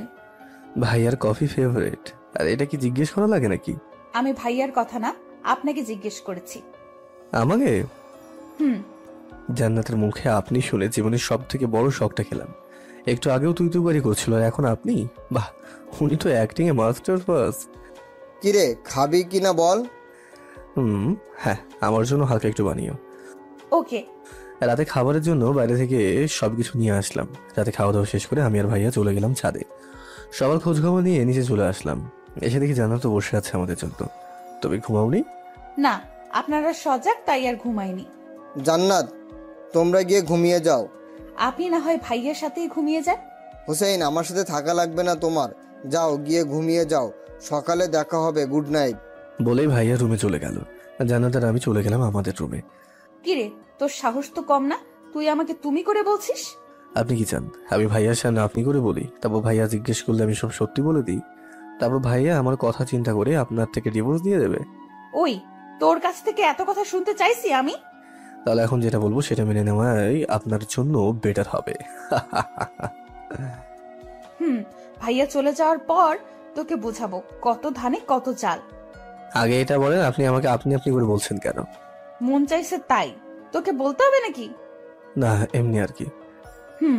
যা, সোফায় গিয়ে শুয়ে পড়, সকালে বেঁচে থাকলে দেখা হবে। জান্নাত শুয়ে গেল, আমিও বালিশ এনে সোফায় ঘুমিয়ে গেলাম। এইভাবে কয়েকদিন কেটে গেল। যতই দিন যাচ্ছে জান্নাতের অত্যাচার ততই বাড়ছে। কোনো মেয়ের সাথে কথা বলতে পারি না, কোনো মেয়ের দিকে তাকাতে পর্যন্ত পারি না। কেউ প্রপোজ করলে জান্নাত তার তোলা ছবিগুলো মেয়েটাকে দেখায়। ব্যাস, জায়গায় সব শেষ। এসবের কিছু একটা হাল করতেই হবে ভাবছি এসবই। তখনই মাথায় একটা আইডিয়া আসলো, তাই মেহেদি ভাইকে ফোন দিলাম। রাতে দিয়ে সবকিছু বলে দিলাম। সকালে ভার্সিটিতে গিয়ে মেহেদি ভাইদের নিয়ে বসে অপেক্ষা করতে লাগলাম কখন জান্নাত আসবে। জান্নাত আসলেই গেট থেকে একজন ইশারা দিয়ে তারপর আমরা আমাদের কাজ শুরু করব। 10 মিনিট পর গেট থেকে ইশারা করলো জান্নাত আসছে। সবাই জান্নাতে যাওয়ার রাস্তার উল্টো দিকে মুখ করে বসলাম। জান্নাত আমাদের কাছে আসতে মেহেদি ভাই বলে উঠলো, আচ্ছা হোসেন, তুই জান্নাতের এত অত্যাচার সহ্য করছিস কেন? সত্য বলবো নাকি মিথ্যা? সত্য করে বল। কারণটা হলো আমি জান্নাত আপুকে ভালোবেসে ফেলেছি। কি? তোর মাথা ঠিক আছে? তুই জান্নাতকে ভালোবেসে ফেলেছিস? জান্নাত আপু একটু রাগী, তবে মনটা একদম পবিত্র। ওনাকে পেলে আমার জীবনটা ধন্য হয়ে যাবে। তাই নাকি? তা বলেছিস কখনো জান্নাতকে? তোর মাথা ঠিক আছে তো? আপুকে বললো তুমি আমাকে জানে মেরে দেবে। আর জান্নাত আমাদের পিছনে আছে কিনা সেটা কনফার্ম থাকার জন্য গেটের কাছে থাকা ছেলেটাকে চোখ দিয়ে ইশারা করলাম। ছেলেটা হ্যাঁ সূচক উত্তর দিল। ব্যাস, আবার অ্যাক্টিং চালু হয়ে গেল। তাহলে এখন কি করবি? কি আর করব, এই কয়েক মাসে যদি উনি আমাকে ভালোবাসে তাহলে বংশের বাতি জ্বলবে, না হলে আর কিছুই করার নেই। জান্নাত তোর বউ, তুই ওর কাছে স্বামীর অধিকার চাইতে পারিস। ভাই, এসব অধিকার তখনই আদায় করা যায় যখন স্ত্রীর অনুমতি থাকে। তাছাড়া জোর করলে শরীর পাওয়া যাবে, মন তো আর পাওয়া যাবে না। আর আমার দরকার তার মনটা। তাও তুই একবার বলে দেখ, কে জানে হয়তো জান্নাতও তোকে ভালোবাসে। এটা হতেই পারে না, কারণ উনি শুধু প্রতিশোধ নিতে বিয়েটা করেছে, আর সেখানে আমি ওনাকে ভালোবেসে ফেঁসে গেছি। মেহেদি ভাই, এখন কি করবো আমি তো বুঝতে পারছি না। উফ, অস্কার উইনিং অ্যাক্টিং করছি, পুরো মনটা খারাপ ভাব করে এমন করে বলতে লাগলাম। কি আর করবি, আল্লাহ আল্লাহ যেন জান্নাতের মনে তোর জন্য ভালোবাসা জন্মায়। হ্যাঁ, কি আর করার। তারপর সবাই মিনিট খানেক চুপ থাকার পর ছেলেটি ইশারায় বললো জান্নাত চলে গেছে। ব্যাস, প্ল্যান সাকসেসফুল। তুই এগুলো করতেছিস কেন? ওরা জ্বালানোটা সহ্য হচ্ছে না, তাই ওনাকে এবার আমি জ্বালাবো। বলেছিলাম না ওনাকে আমার মায়ায় ফেলবো। এখন সেই সময়টা চলে গেছে, এরপর দেখাবো আমাকে জ্বালানোর মজাটা। তারপর ওনার দিকে হালকা হাসলেন। তারপর ওই দিনের মতো ক্লাস করে আমি আমার বাসায় চলে আসলাম। এসে ফ্রেশ হয়ে বারান্দায় বসেছিলাম, হঠাৎ পিছন থেকে কারো গলার আওয়াজ পেলাম। তাকিয়ে দেখি জান্নাত হাতে দুটো কফির কাপ নিয়ে দাঁড়িয়ে আছে। আরে আপনি কখন? একটু আগে। উনি আমার দিকে তাকাচ্ছেন না, আর চোখে তাকাচ্ছে। বুঝলাম নজর মেলাতে পারছে না, তার মানে প্ল্যান কাজ করছে। ও তা হঠাৎ কফি নিয়ে আসলেন কেন আমার জন্য, কি মনে করে? এমনি মন চাইলো তাই নিয়ে আসলাম। বলেই কফির মগটা আমার হাতে দিয়ে উনি চলে গেল। হালকা হেসে কফি খেতে শুরু করলাম। তারপর এইভাবেই কাটতে লাগলো দিনগুলো। কিছুদিন যাওয়ার পর থেকে জান্নাত আমার ভার্সিটিতে যাওয়া বন্ধ করে দেয়। পরীক্ষার সামনে তো, তাই আমিও এটা সুযোগ দিই।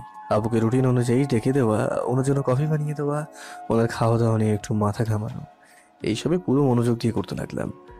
আর তাই কিছুদিন ধরে উনি আমার সাথে কোনো খারাপ আচরণ করেন না। কেমন যেন বদলাতে লাগলেন। আমার চোখ দিয়ে যেন চোখ মেলান না উনি। কেন জানি মনে হয় উনি আমার জালে ফাঁসতে শুরু করেছে। সকালে ভার্সিটিতে গিয়ে মেহেদি ভাইয়ের সাথে দেখা করলাম। মেহেদি ভাই, আমার একটা ফ্রেন্ডকে ইউনিভার্সিটিতে চান্স করে দিতে হবে।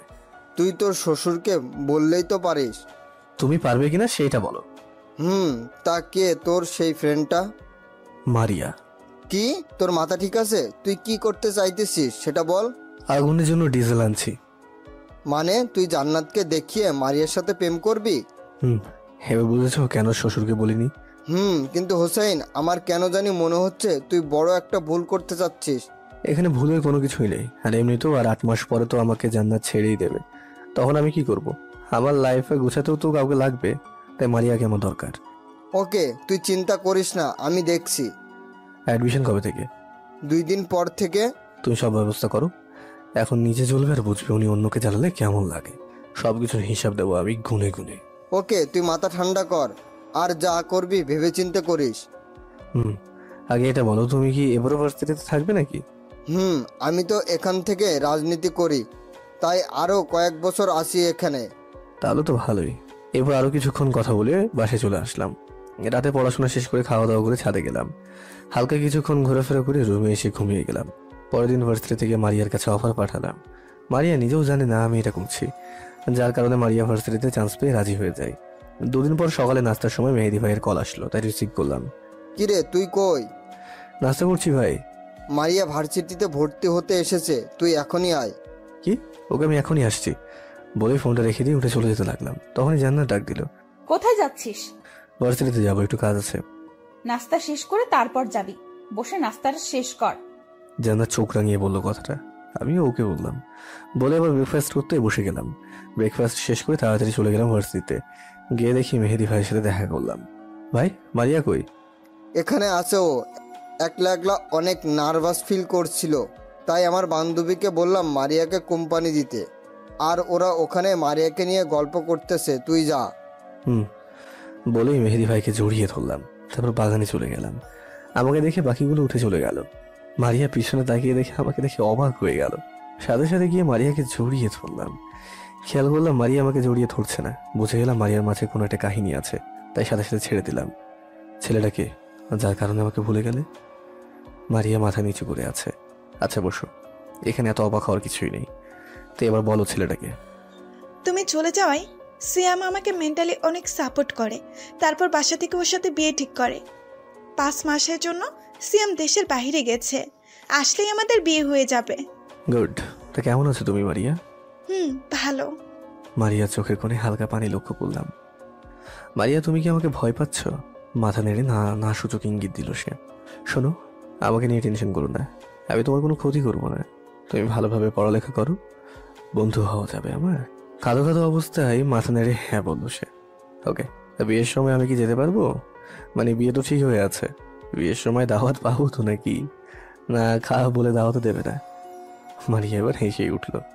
দোয়া করি এই হাসিটা যেন সারা জীবন এইভাবেই থাকে। আচ্ছা, আমার কথা বাদ দাও, তোমার সংসার লাইফ কেমন চলছে? কার সংসার লাইফ? কেন, তোমার আর জান্নাত আপুর? আমি হালকা হাসলাম। ওর কথায় মারিয়া সব বুঝে গেল। কি হয়েছে একটু ক্লিয়ার করে বলবে প্লিজ? হয়নি এখনো, তবে হবে আর 8 মাস পর। কি হবে? ডিভোর্স। কি? যা শুনছো সেটাই। ডিভোর্স? কিসের জন্য দিবে? আর তাহলে তোমাকে বিয়ে করেছিল কেন? তোমার কি মনে হয় জান্নাত আমাকে সংসার করার জন্য বিয়ে করেছে? না, জান্নাত আমার উপরে প্রতিশোধ নিতে বিয়েটা করেছিল। তারপর আমাদের মাঝে 1 বছরের একটা কন্ট্রাক্ট হয়, আর সেটার সময় আছে মাত্র 8 মাস। তোমার কথা আমি কিছুই বুঝছি না। তাহলে শোনো, এই 6 মাসে এইগুলো হয়েছে আমার সাথে। জানি না বাকি 8 মাসে কিভাবে যাই। খেয়াল করে দেখি মারিয়া চোখের কোণে পানিটি টলমল করছে, আর মায়া ভরা চোখে আমার দিকে তাকিয়ে রয়েছে। সরি মারিয়া, আমার গল্প বলে হয়তো তোমাকে দুঃখ দিয়ে ফেলেছি। Sorry sorry. সরি হুসাইন, আমি তোমাকে ভুল বুঝেছিলাম। আরে ধুর, কি যে বলো তুমি না। যাকে পছন্দ করেছো সে নিশ্চয়ই ভালো হবে, চিন্তা করো না। আমাকে নিয়ে কোনো চিন্তাই করবো না, আমার নিশ্চয়ই কোনো একটা গতি হয়ে যাবে।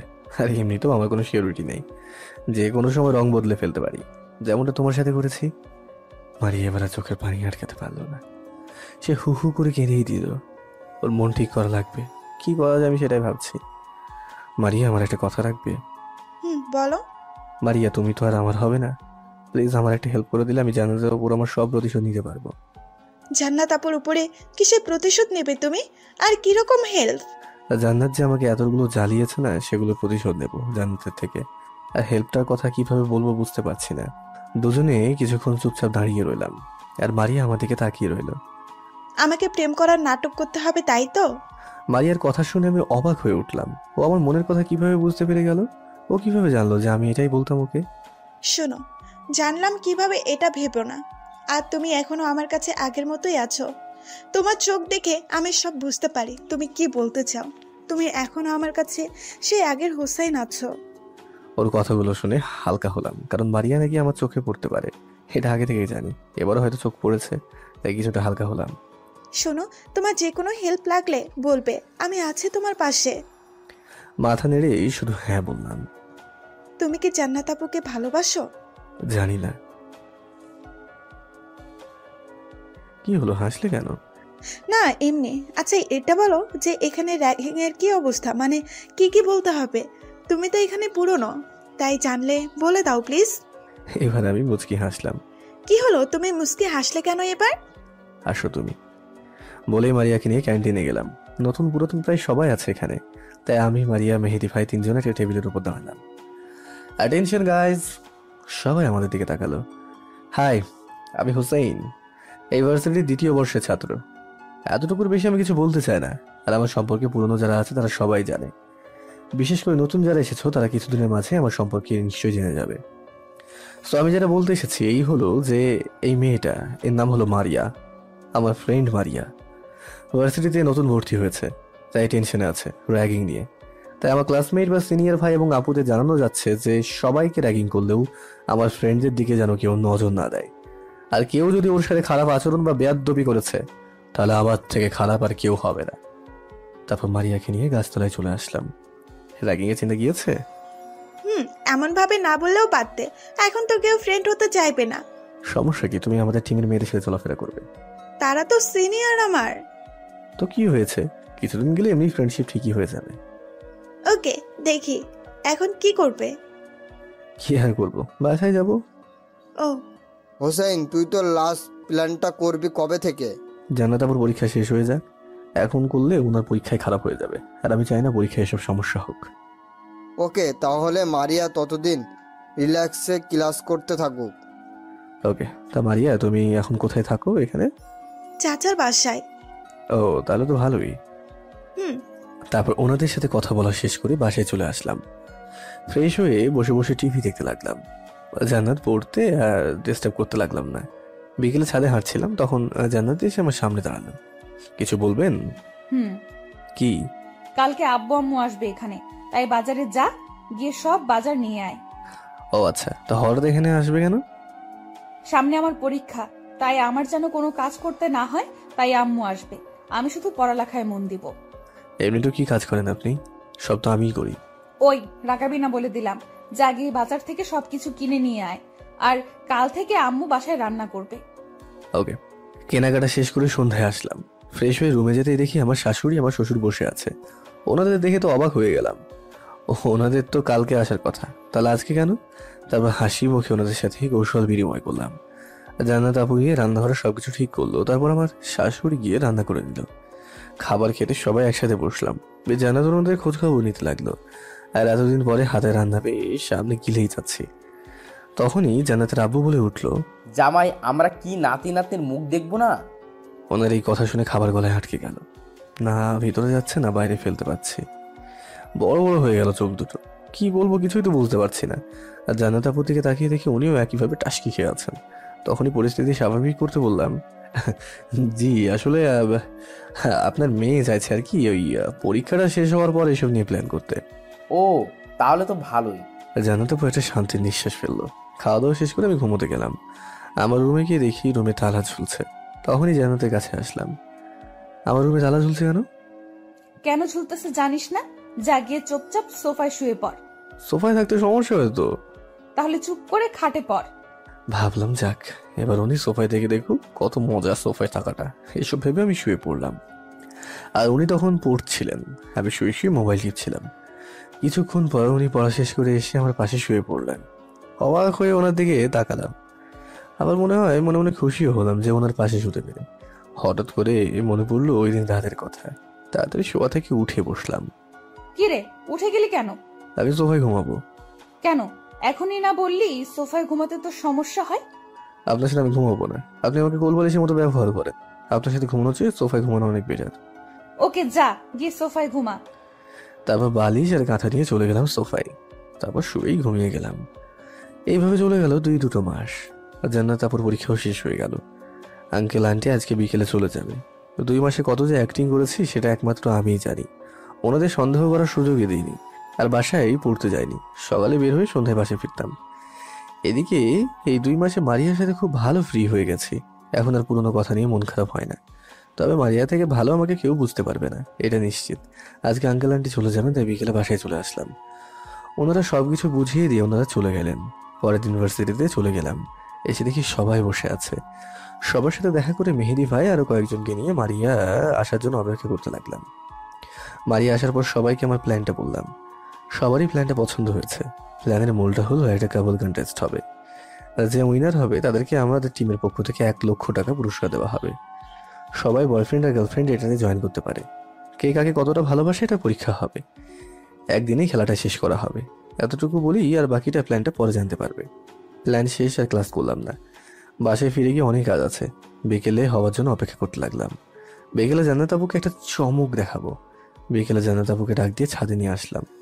ওনাকে নিয়ে একপাশে দাঁড় করালাম। যা হচ্ছে তা যদি কাজ করে যায় না, তাহলে জান্নাতকে বোঝাবো কত ধানে কত চাল। কিরে, কিছু বলবি নাকি? তাহলে বল। তারপর পিছন থেকে গোলাপ ফুলটা বের করে হাঁটু কেটে বসে ওনার সামনে তুলে ধরলাম। আমি আপনাকে ভালোবেসে ফেলেছি, আপনি প্লিজ না করবেন না। আসলে আপনাকে প্রথম দেখাতেই ভালোবেসে ফেলেছি, তাই প্লিজ আমাকে ফিরিয়ে দেবেন না। জান্নাত শুধু হাঁ হয়ে তাকিয়ে আছে, আমাকে দেখছে, কোনো কিছু বলছে না। কি হলো, কিছু কথা বলেন না কেন? ডাক দেওয়ায় ঘোর কাটলো ওনার। তারপর উনি বললেন, ওই তোর মাথা ঠিক আছে? কি বলছিস তুই? আমার মাথা একদমই ঠিক আছে। তাহলে এসব কি বলছিস? আর 5 মাস আছি, আর আমি তোর সাথে এখন এসব বলে আমাকে রাগাস না। আপনি এইভাবে বললেন না প্লিজ, আমি আপনাকে ছাড়া থাকতে পারবো না। তাহলে গিয়ে মর, আর যদি কখনো এরকম ভালোবাসি কথাটা বলিস তাহলে মেরে তোর হাত পা ভেঙে দিব বলে দিলাম। বলেই পাশ কাটিয়ে চলে গেল, আর আমি দাঁড়িয়ে মনে মনে হাসতে লাগলাম। যাক, প্ল্যানটা কাজে দিয়েছে। তারপর আবার মন খারাপের ভান করে রুমে চলে আসলাম। রাতে কেউ কারোর সাথে কথা বললাম না, খাওয়া দাওয়া করে যে যার মতো শুয়ে পড়লাম। পরের দিন ভার্সিটিতে যাওয়ার পরপরই সবাই মিলে অনুষ্ঠান করে একটা তারিখ ঠিক করলাম। ঠিক 15 দিন পর অনুষ্ঠানটা অনুষ্ঠিত হবে। এইভাবে আরও 7 দিন চলে গেল, আর জান্নাতের সাথে এখন আর কথা বলি না। উনি কেমন যেন চুপচাপ হয়ে থাকেন সারাদিন, তাই আমিও কিছু বলি না। ভার্সিটিতে গিয়ে বললাম আজ থেকে আমাদের প্ল্যানটা শুরু করব, বলে বাসায় চলে আসলাম। এসে দেখি জান্নাত আপু ড্রয়িং রুমে বসে টিভি দেখছেন, তাই আমি ফ্রেশ হয়ে এসে ওনার পাশের সোফায় বসিয়ে পড়লাম আর টিভি দেখতে লাগলাম। মোবাইল থেকে মারিয়াকে একটা কল দেওয়ার জন্য মেসেজ দিয়ে মোবাইলটা রেখে আমি ছাদে চলে গেলাম। গিয়ে মনের আনন্দে গান গাইতে লাগলাম। একটু পরে বাসায় গেলেই শুরু হবে যত সব কাহিনী। প্রায় 15 মিনিট পর ছাদ থেকে বাসায় গেলাম। গিয়ে দেখি জান্নাত আপু তো রেগে আগুন হয়ে আছে। আমি গিয়ে কিছু না বোঝার ভান ধরে আবারও টিভি দেখতে লাগলাম। কিছুক্ষণ রাগী চোখে আমার দিকে তাকিয়ে থেকে জান্নাত আপু বলে উঠলো, হুসাইন, মারিয়া কি আমাদের ভার্সিটিতে ভর্তি হয়েছে? অবাক হওয়ার ভান ধরে ওনার দিকে তাকালাম, তারপর মাথা নেড়ে হ্যাঁ বললাম। তোর আর মারিয়ার মাঝে কি চলছে? কি আবার চলবে, মারিয়ার আমার মাঝে আগে যেটা ছিল এখনো সেটাই চলছে। মানে? জান্নাতের রাগটা বাড়তে লাগলো। মানেটা জানেন না আপনি? তুই মারিয়ার নাম্বার কি দিয়ে সেভ করেছিস? যেটা মন চাই সেটা দিয়ে। তা আপনি আমার ফোন ধরলেন কেন? মোবাইল রেখে হারিয়ে গেছিলি, আর এদিকে তোর মোবাইল বাজতেছিল, তাই রিসিভ করতে হয়েছিল। আর আমি যদি কলটা না ধরতাম তাহলে তো জানতামই না যে তুই আমার পিছনে কি করছিস। আপনার পিছনে করতে যাব কেন? আর এমনিতেও আপনার পিছন করতে হবে কেন? আমার কি কোনো মতামত নেই নাকি? আমি এত কিছু বুঝি না। আমার সাথে যতদিন আছিস ততদিন অন্য কারোর সাথে কথাও বলতে পারবি না। আপনার সাথে আছি মানে? এই যে আমরা একসাথে থাকছি। আপনি এটাকে একসাথে থাকা বলেন? আরে এর চেয়ে তো ভালো গরুর সাথে থাকলেও হয়। কমপক্ষে এতটুকু হলেও ভালোবাসতো আমাকে। দেখ, তুই কিন্তু তোর সীমা অতিক্রম করছিস। সীমা আমি না, আপনি অতিক্রম করছেন। কারণ এই কয়েকটা মাসে কম জ্বালাননি আমাকে, অনেক সহ্য করেছি। আর না, এখন আপনি আপনার মতো থাকেন আর আমাকে আমার মতো থাকতে দিন। তুই কি বলতে চাইছিস? মানে আপনিও আপনার একটা কাউকে খুঁজে নেন যে আপনার এসব জ্বালা সহ্য করবে। আমি আমার ভালোবাসার মানুষ খুঁজে নিয়েছি। তোর ভালোবাসার মানুষ মানে? তুই না আমাকে ভালোবাসতি? বাসতাম, কিন্তু আপনি তো মুখের উপর না করে দিয়েছেন, তাই আপনাকে আর জোর করিনি। মারিয়া এখনো আমাকে ভালোবাসে, তাই আর তাকে ফিরিয়ে দিইনি। ও, তুই কি চাস আমি আম্মুকে উল্টাপাল্টা বানিয়ে বলি, তারপর উনি এসে তোকে সোজা করুক? আম্মুর ভয়টা দেখানো বন্ধ করুন প্লিজ। কারণ এই কয়েক মাসে আপনি আমার সাথে কি আচরণ করেছেন বা কি রকম আমাদের সম্পর্ক, তার কয়েকটা ভিডিও আছে আমার কাছে। তাই এসব ফালতু ভয় দেখাবেন না। কারণ আমি যদি ভিডিওগুলো আম্মুকে দেখাই তখন আপনার অবস্থাটা ঠিক কি হবে বুঝতে পারছেন তো। আর জান্নাত আর কোনো কিছু না বলে একদম চুপ হয়ে গেল। আর কিছু বলার নেই ওনার, এটা ভালো করেই বুঝতে পেরেছি। দেখুন, আপনি এখন আপনার মতো থাকুন আর আমাকে আমার মতো থাকতে দিন। জান্নাত আর কিছু না বলে সোজা নিজের রুমে চলে গেল। আমিও আর কিছু না বলে নিজের মতো চলে আসলাম আমার রুমে। রাতে আমি খাওয়া দাওয়া করে রুমে চলে গেলাম। তারপর হয়তো জান্নাত খেয়েছে। সকালে ঘুম ভেঙেছে, তাকিয়ে দেখি 9টা বেজে গেছে। তাই উঠে ফ্রেশ হয়ে রুম থেকে বেরিয়ে দেখি জান্নাত সোফায় বসে টিভি দেখছে। আমি কিছু না বলে না খেয়ে ইউনিভার্সিটিতে চলে গেলাম। আরো 2 দিন চলে গেল আমাদের কথা না বলে। জান্নাত কি যেন সারাদিন ভাবে, তাই আমি ওর সাথে কথা বলি না ওনার সাথে। তবে এইভাবে যে বেশি দিন যাবেন এটা ভালোভাবে বুঝতে পেরেছি। বিকেল ইউনিভার্সিটি থেকে এসে হালকা ঘুমো বলে ঠিক করলাম। যা ভাবা তাই কাজ। তবে ঘুমটা বেশিক্ষণের জন্য হয়নি, কারো ডাকে ঘুমটা ভেঙে গেল। তাকে দেখি জান্নাত দাঁড়িয়ে আছে চোখে হালকা পানি নিয়ে। তাই উঠে বসলাম শোয়া থেকে। এখনই ছাদে আয়, তোর সাথে কথা আছে আমার। বলেই সোজা চলে গেল। আমি কিছু বলার অপেক্ষাও করলো না, উঠে ফ্রেশ হয়ে চলে গেলাম। ছাদে গিয়ে দেখি জান্নাত এক কোণে দাঁড়িয়ে আছে, তাই ওর কাছে গেলাম। কি বলবেন বলুন। আমি একটু রাগ দেখিয়েই বললাম। তুই এভাবে কথা বলছিস কেন? সরি, ঘুম থেকে উঠে এসেছি তো তাই এরকম। তো বলেন কি বলবেন। তুই আমাকে কয়েকদিন আগে বলেছিলি না আমাকে ভালোবাসিস? হুম আমি তো তোকে ফিরিয়ে দিয়েছিলাম, তাই না? কিন্তু এখন ওসব বলছেন কেন? আজকে যদি বলি আমি তোকে স্ত্রীর অধিকার দিতে চাই? জানাতে কথা শুনে হাঁ হয়ে গেলাম। তবে এটা যে হবার তা আগে থেকে আন্দাজ করতে পেরেছিলাম, কিন্তু কি বলবো বুঝতে পারছি না। কিরে, কিছু বলছিস না কেন? সরি, আসলে আমি এখন আর আপনাকে ভালোবাসি না। আর মারিয়াকে আমি কথা দিয়েছি যে ওকে আমি বিয়ে করব। তাই প্লিজ, মারিয়া থাকতে আমি আর কাউকে নিয়ে ভাবতেও চাই না। কেন, আমি কি মারিয়ার চেয়ে সুন্দর না? আমি তা বলিনি। আসলে মারিয়া আমাকে অনেক অনেক ভালোবাসে। আর এমনিতেও আমি ওর মনটা একবার ভেঙেছি, আর মনটা ভাঙতে চায় না। আমি মারিয়াকে বুঝিয়ে বলবো, তাও তুই আমাকে ফিরিয়ে দিস না প্লিজ। সরি, আমি পারবো না। দেখ, বারে বারে একটা কথা বললে ভালো লাগছে না, তাই যা বলছি তা মেনে নে, না হলে আমি কিছু একটা করব বলে দিলাম। আপনি যা পারেন করে নেন বলেই ওনাকে পাশ কাটিয়ে চলে আসলাম। নিচে এসে পড়তে বসে গেলাম। তারপর খাওয়া দাওয়া করে শুয়ে পড়লাম। মনে মনে ভাবতে লাগলাম যে এবার থেকে বুঝবে জান্নাত আমাকে জ্বালানোর মাসুলটা কিভাবে নাই। এসব ভাবতে ভাবতে কখন যে ঘুমিয়ে গেলাম তা বলতে পারি না। ঘুম থেকে উঠে ফ্রেশ হয়ে নাস্তা করতে গিয়ে দেখি জান্নাত বসে আছে। চোখগুলো লাল হয়ে আছে আর চোখের নিচে হালকা কালো হয়ে আছে। বুঝতে বাকি রইল না সারা রাত সজাগ হয়ে কান্না করেছে। আর জান্নাত দেখে খেয়াল না করে আমি চলে গেলাম ভার্সিটিতে। তারপর সবাইকে কালকের ঘটনাটা বললাম। তারপর ক্লাস শেষ করে সবার সাথে আড্ডা দিতে দিতে লেট হয়ে গেল। তাই লেট করে বাসায় চলে আসলাম। ফ্রেশ হয়ে এসে দেখি জান্নাতকে গল্পের বই পড়ছে। আমি এসে ওনার পাশের সোফায় বসে গেলাম। এখনো চোখগুলো ফোলা আছে আর কালো দাগগুলো স্পষ্ট হচ্ছে। জান্নাত হঠাৎ বলে উঠল, কিরে, এত দেরি হলো যে? সারাদিন কোথায় ছিলি? ক্লাস শেষ করে মারিয়াকে নিয়ে একটু ঘুরতে গিয়েছিলাম, তাই আসতে দেরি হয়ে গিয়েছিল। জান্নাতকে রাগাতে কথাটা বললাম। জান্নাত শান্ত মুখটা নিমেষেই লাল হয়ে গেল। কিরে, বউ থাকতে তুই বাহিরের মেয়ে নিয়ে ঘুরতে যাস, লজ্জা করে না? সরি, আপনি আমার বউ না, আমাদের কন্ট্রাক্টে বিয়ে হয়েছে, তাই সব ফাউল কথা আমাকে বলবেন না। দেখ, আমাকে রাগাবি না, তাহলে যে আমি কি করব তা নিজেও জানি না। আপনি কি করবেন সেটা আমার দেখার ব্যাপার না, যা করার করেন গিয়ে। আমি তোকে সোজা করে ফেলবো বলে দিলাম। আপনি আমার কিছুই করতে পারবেন না, তাই ভয় দেখানো বন্ধ করুন। এক ছিল আম্মুর কাছে নালিশ দেওয়া, তাও বন্ধ করে দিলাম আমি। ঠিক বলেছিস, তোর ক্ষতি না করব, না করার পর বুঝবি কার ক্ষতি করেছি। মানেটা তোকে বলতে যাব কেন? আপনাকে বলতে হবে না।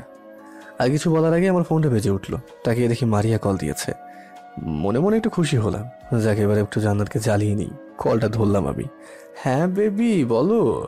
হোসেন, জান্নাত কি সামনে বসে আছে নাকি? বেবি, তোমাকে আমি অনেক ভালোবাসি। তাকে দেখি জান্নাতের চোখগুলো রাগে লাল নীল হলুদ হয়ে গেছে। আর আমাকে কাঁচা খেয়ে ফেলবে এমন মনে হচ্ছে। আমি সেদিকে পাতা এনে দিয়ে নিজের মতো করে কথা বলতে লাগলাম।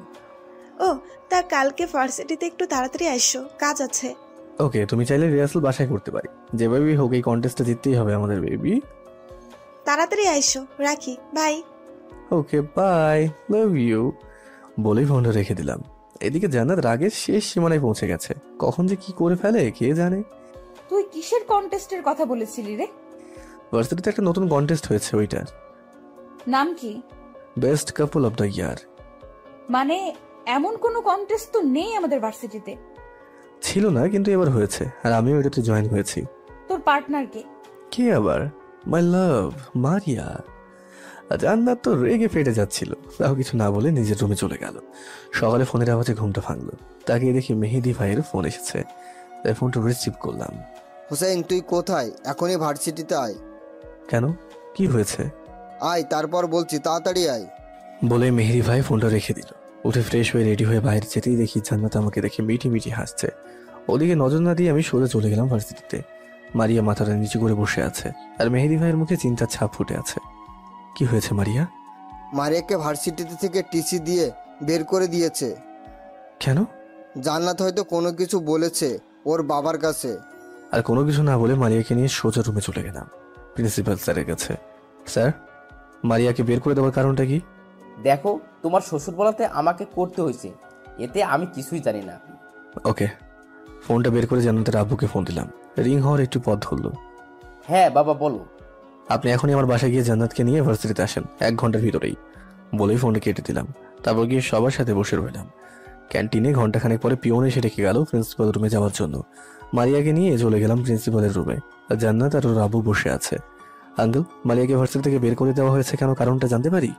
জান্নাত বলেছে ওর নাকি কি সমস্যা আছে, তাই বের করে দিতে বলল। তাই আমি ওকে এখান থেকে অন্য ভার্সিটিতে ট্রান্সফার করার ব্যবস্থা করছি। জান্নাত, তোমার সাথে আমার কথা আছে, একটু ওই রুমে আসো তো, বলে মারিয়া আর আমি পাশের রুমে চলে গেলাম। কিছুক্ষণ পর জান্নাত আসলো। তুই রাগলে কিন্তু সেই লাগে, তা জানিস? মজা নিচ্ছেন? হুম। আচ্ছা, সোজা কথায় আসি। আপনি যদি মারিয়াকে ভার্সিটি থেকে বের করে দেন তাহলে আমিও ওর সাথে চলে যাব। শুধু ভার্সিটি থেকে না, আপনার লাইফ থেকেও চলে যাব। পরে কাউকে কিছু বলতে পারবেন না। জান্নাত আমার কথা শুনে হাঁ করে আমার দিকে তাকিয়ে রইল। চোখের কোণে পানি জমে টলমল করছে। হয়তো চোখ থেকে এখনই বৃষ্টি নামবে। দেখুন, যেই 5 মাস আছে এটা যদি আপনি আমার সাথে থাকতে চান তাহলে মারিয়াকে ভার্সিটিতে শান্তিতে থাকতে দিন। নাহলে দেখবেন মারিয়ার সাথে আমি উধাও হয়ে যাব। ভেবে দেখবেন কি করবেন। বলেই মারিয়াকে নিয়ে সেখান থেকে ক্যান্টিনে এসে পড়লাম। বিকেলে মারিয়াকে প্রিন্সিপাল স্যার ডেকে নিয়ে জিসি সবকিছু ক্যান্সেল করে দেয়। সন্ধ্যায় বাসায় গিয়ে কয়েকবার কলিং বেল দেওয়ার পরেও দরজা খুললো না। তাই বাধ্য হয়ে চাবি দিয়ে দরজা খুলে ভিতরে গেলাম। ভিতরে গিয়ে জান্নাতের রুমে উঁকি দিয়ে দেখি জান্নাত ঘুমোচ্ছে। জান্নাতের ঘুমানো চেহারাটা অনেক সুন্দর, তাই এটা দেখার জন্য একবার রুমে গেলাম। জান্নাত ঘুমিয়ে আছে ঠিকই, কিন্তু দেখে মনে হচ্ছে প্রচুর কান্না করে ঘুমিয়েছে। চোখের কাজলগুলো লেপটে আছে। মুখে জান্নাতের এই চেহারাটা দেখে অনেক মায়া হতে লাগলো ওর প্রতি। এইভাবে কিছুক্ষণ ওর প্রতি তাকিয়ে থেকে রুমে গিয়ে ফ্রেশ হয়ে নিলাম। তারপর ছাদে গিয়ে ঘোরাফেরা করে রুমে আসলাম। এসে দেখি জান্নাত কারোর সাথে কথা বলছে। আমাকে দেখে আমাদেরকে ফোনটা বাড়িয়ে দিল। তাকিয়ে দেখি আম্মু কল দিয়েছে। হ্যাঁ আম্মু, বলেন। তোরা বাড়িতে আসবি কবে? কেন, কোনো কাজ আছে নাকি? তোর ভাবি তো মা হতে চলেছে, তাই একবার জান্নাতকে নিয়ে এসে দেখে যা তোর ভাবিকে।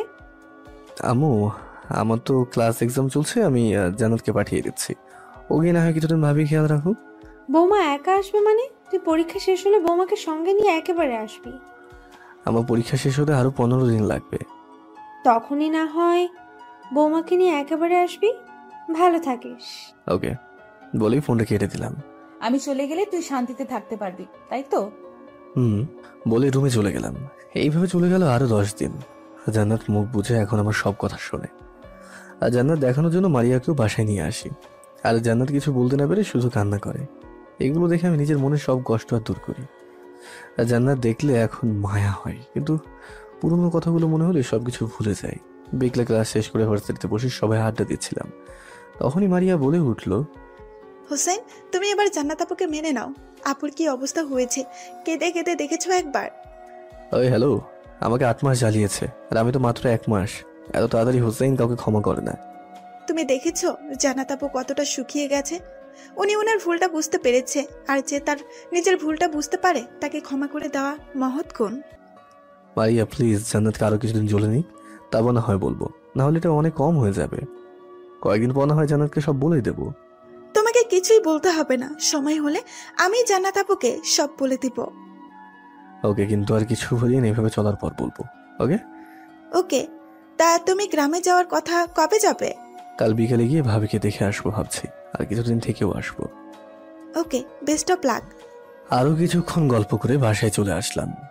পরের দিন বিকেলে জান্নাতকে নিয়ে বাসায় চলে আসলাম। সবার সাথে কথা বলা শেষ করে রুমে গিয়ে ফ্রেশ হয়ে নিলাম। রাতে সবাই একসাথে খেতে বসলাম। তখনই ভাইয়া বলে উঠলো,